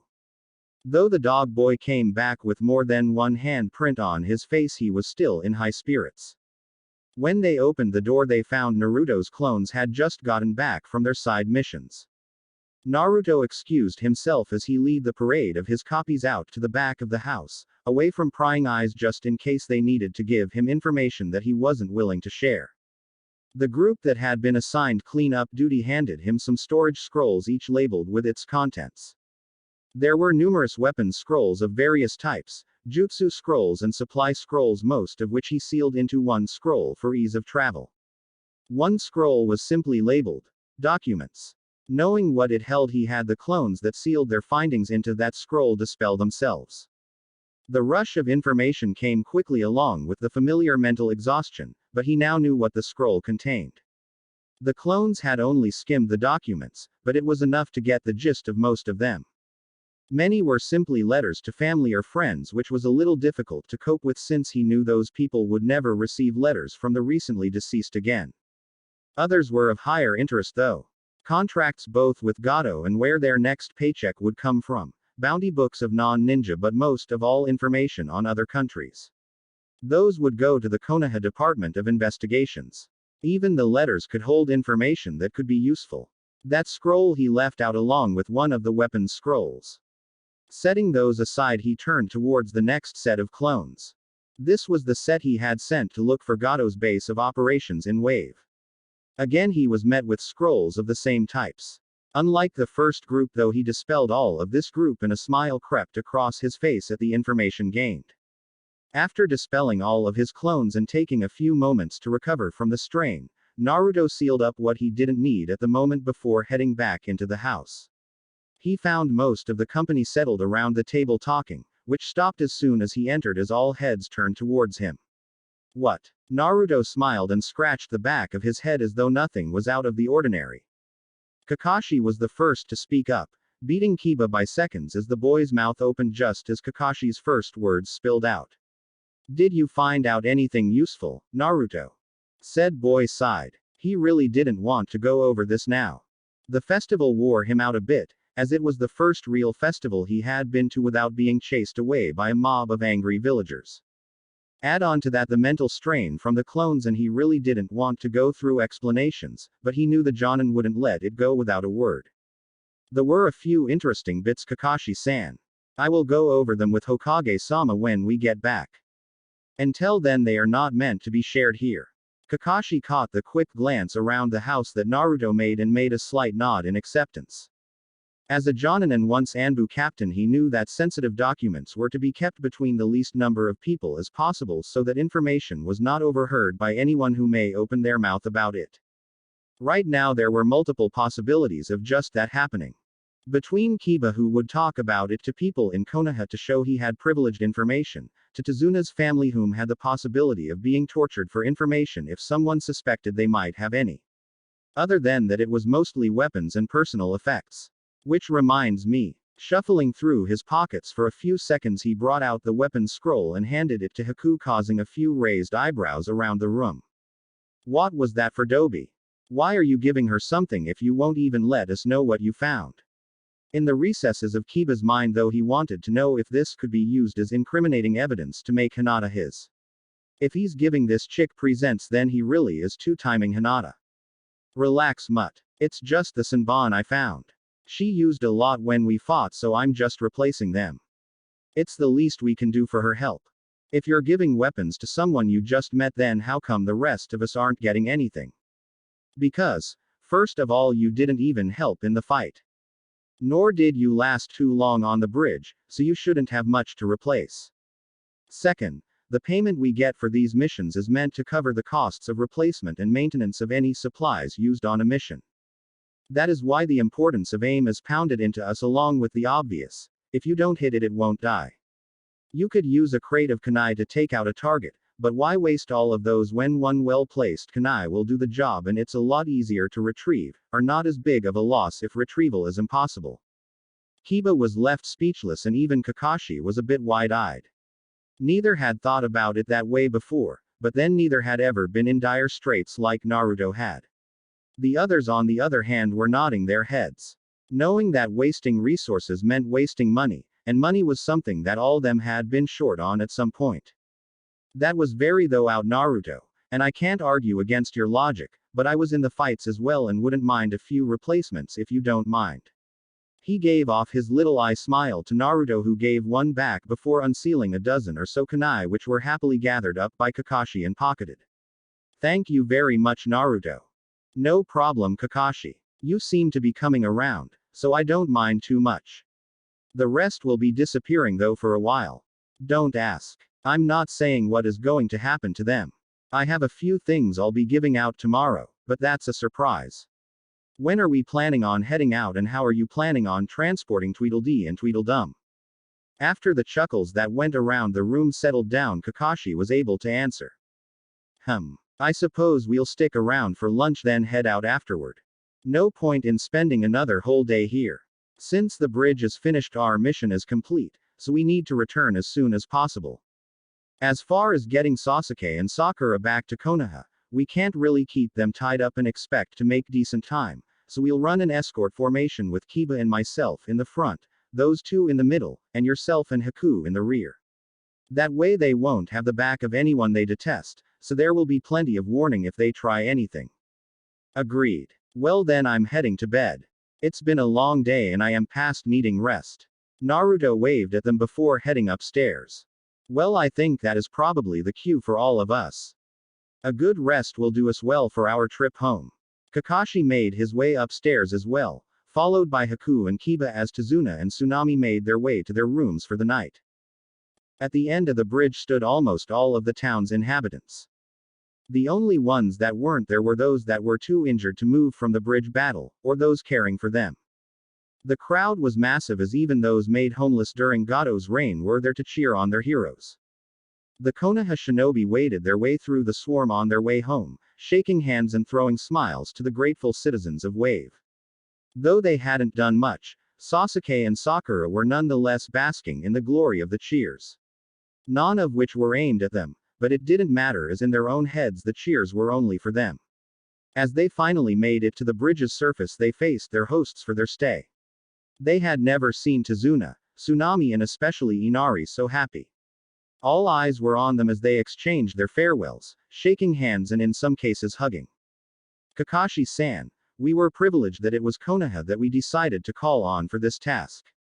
Nothing can repay what you have done for us, but we will work hard to make up for the misinformation that I was forced to give to initiate this mission. I pray that in the future we will have nothing but good relations with your village. Tazuna bowed low to the ninja, something that no one could recall seeing him do to anyone before. Then to further their surprise he bowed again to Naruto. Without your assistance Naruto-san, I doubt we would have gotten away as unscathed as we did. Going so far as to release a person damned to a life not their own was above and beyond what you were here to do. The compassion and determination you have shown us will stay with us for as long as we can remember. We thank you. We thank all of you. A loud cheer was sent into the cloudless sky as the gathering erupted. Naruto and Kakashi bowed in embarrassment at being praised as such while Haku looked at them with pride. Though they hadn't thanked her personally, it didn't matter. Having her life back was reward enough. The other three ninja, however, were beyond smug as they soaked in more praise not directed towards them. Sasuke simply waited for his turn to be praised, something he would be waiting for indefinitely. As the crowd died down, another Naruto appeared and whispered in the original's ear before dashing off again as Naruto smiled and motioned Tazuna to the side. They were given curious glances from everyone as Naruto whispered to the old bridge builder. They couldn't tell what he was saying due to the hand concealing his mouth, but whatever it was caused Tazuna to suddenly drop to his knees and bow with his head to the ground towards the blonde. Had he not been crying he would have been yelling out his thanks, but as it were they could only hear his sobbing thank yous as Naruto hoisted him back to his feet and whispered into his ear again. Tazuna gave a small nod as he wiped his eyes before rejoining the crowd.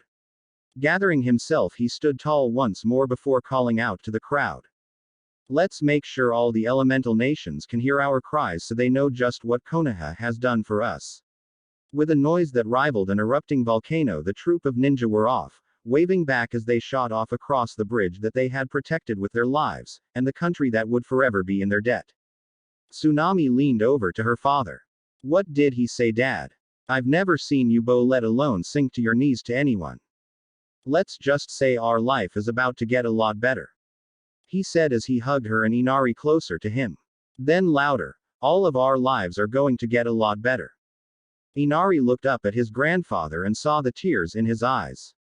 He silently thanked the blonde for whatever the shinobi could have said to make the man that happy. Grandpa, what are we going to name it? The bridge. What are we going to name the bridge? Everyone leaned in closer, waiting to hear the creation's name. I hadn't really thought of one. The ground shook from the number of faceplants made by the crowd. Nay, Grandpa, how about the Great Naruto Bridge? Once the roar of the crowd died down, Tazuna was finally able to speak over the low murmurs. I think that would be an excellent name, Inari. Not to mention I would probably be beaten to a pulp if I didn't name it that after all that boy has done for us. It is fitting though. A bridge that is powerful enough to be unstoppable, yet gentle enough to help anyone in need of it. Now, before we celebrate too much, we'll need something to celebrate with. Getting confused looks from the villagers, he could only smile as he thought of the surprise they were all about to receive. Follow me and you'll soon find out just how much that young man has saved us. 15 minutes later they all stood in front of Tazuna's house, or as close as they could get to it. There spread out before them were rows of packages each with a name attached to it. Tazuna instructed everyone to stand in front of the package with their name on it. When everyone was organized, yet still confused, he instructed them to open their respective bundles. What they found was an accounting of every coin they had lost to Gato and his men. All of it was carefully tallied and accounted for. Along with that, those that had lost homes found the deeds to them amongst the logs. Aside from the money and deeds, there were various food items, more than most of the families had seen in years, and enough to last them until they could set their trade routes back up. Upon seeing the bounty, many collapsed in heaps with joyful tears leaking all over the ground. As the people looked over their regained property, Tazuna stood up on his porch and looked out over the gathering. He cleared his throat loudly, gaining the attention of those close. As people realized those nearest them had turned their attention elsewhere, they too turned their focus to the man. A wave of silence went through the crowd as each and every face was now focused on the bridge builder. A note was left along with this great gift. I would like to let you all hear it now. To the renewed country of Wave. Amongst these bundles you will find the wealth that you have lost over these past years under Gato's iron fist. The money is now returned to its rightful owners, and for those that were not able to come today, I ask you to do what you can to get their portions to them. I was never given a chance to prove myself, and yours was forcefully taken away from you. From a person who knows what it's like to live in oppression, I give you back the life you should never have been denied. Know that no matter how bad of a disaster seems to happen in your life, there is always someone who has it worse, but there are also those who will strive to make it better. You have family here, friends. Whatever happens, do not abandon your dreams and you will be rewarded in the end. Konoha no Sato. P.S. Don't worry about the mission payment. P.P.S. In the clearing to the south is a large vegetable garden that should get some more food production started for those that know how to harvest them. We should all be humbled by this act of generosity, but more than that, we should be grateful that we were given a chance to start over. Let none of us waste it. A final cheer went through the village as people gathered their reacquired possessions along with those of the people that were not able to make it to this grand event. The tales made up about the group of ninja and how they saved Wave would be told over and over to anyone visiting Wave for many years to come. That's it for this part. If you enjoyed it, then like, share and subscribe for the next video as it's going to be more interesting, and also check out my other playlists. Hope you would like them too.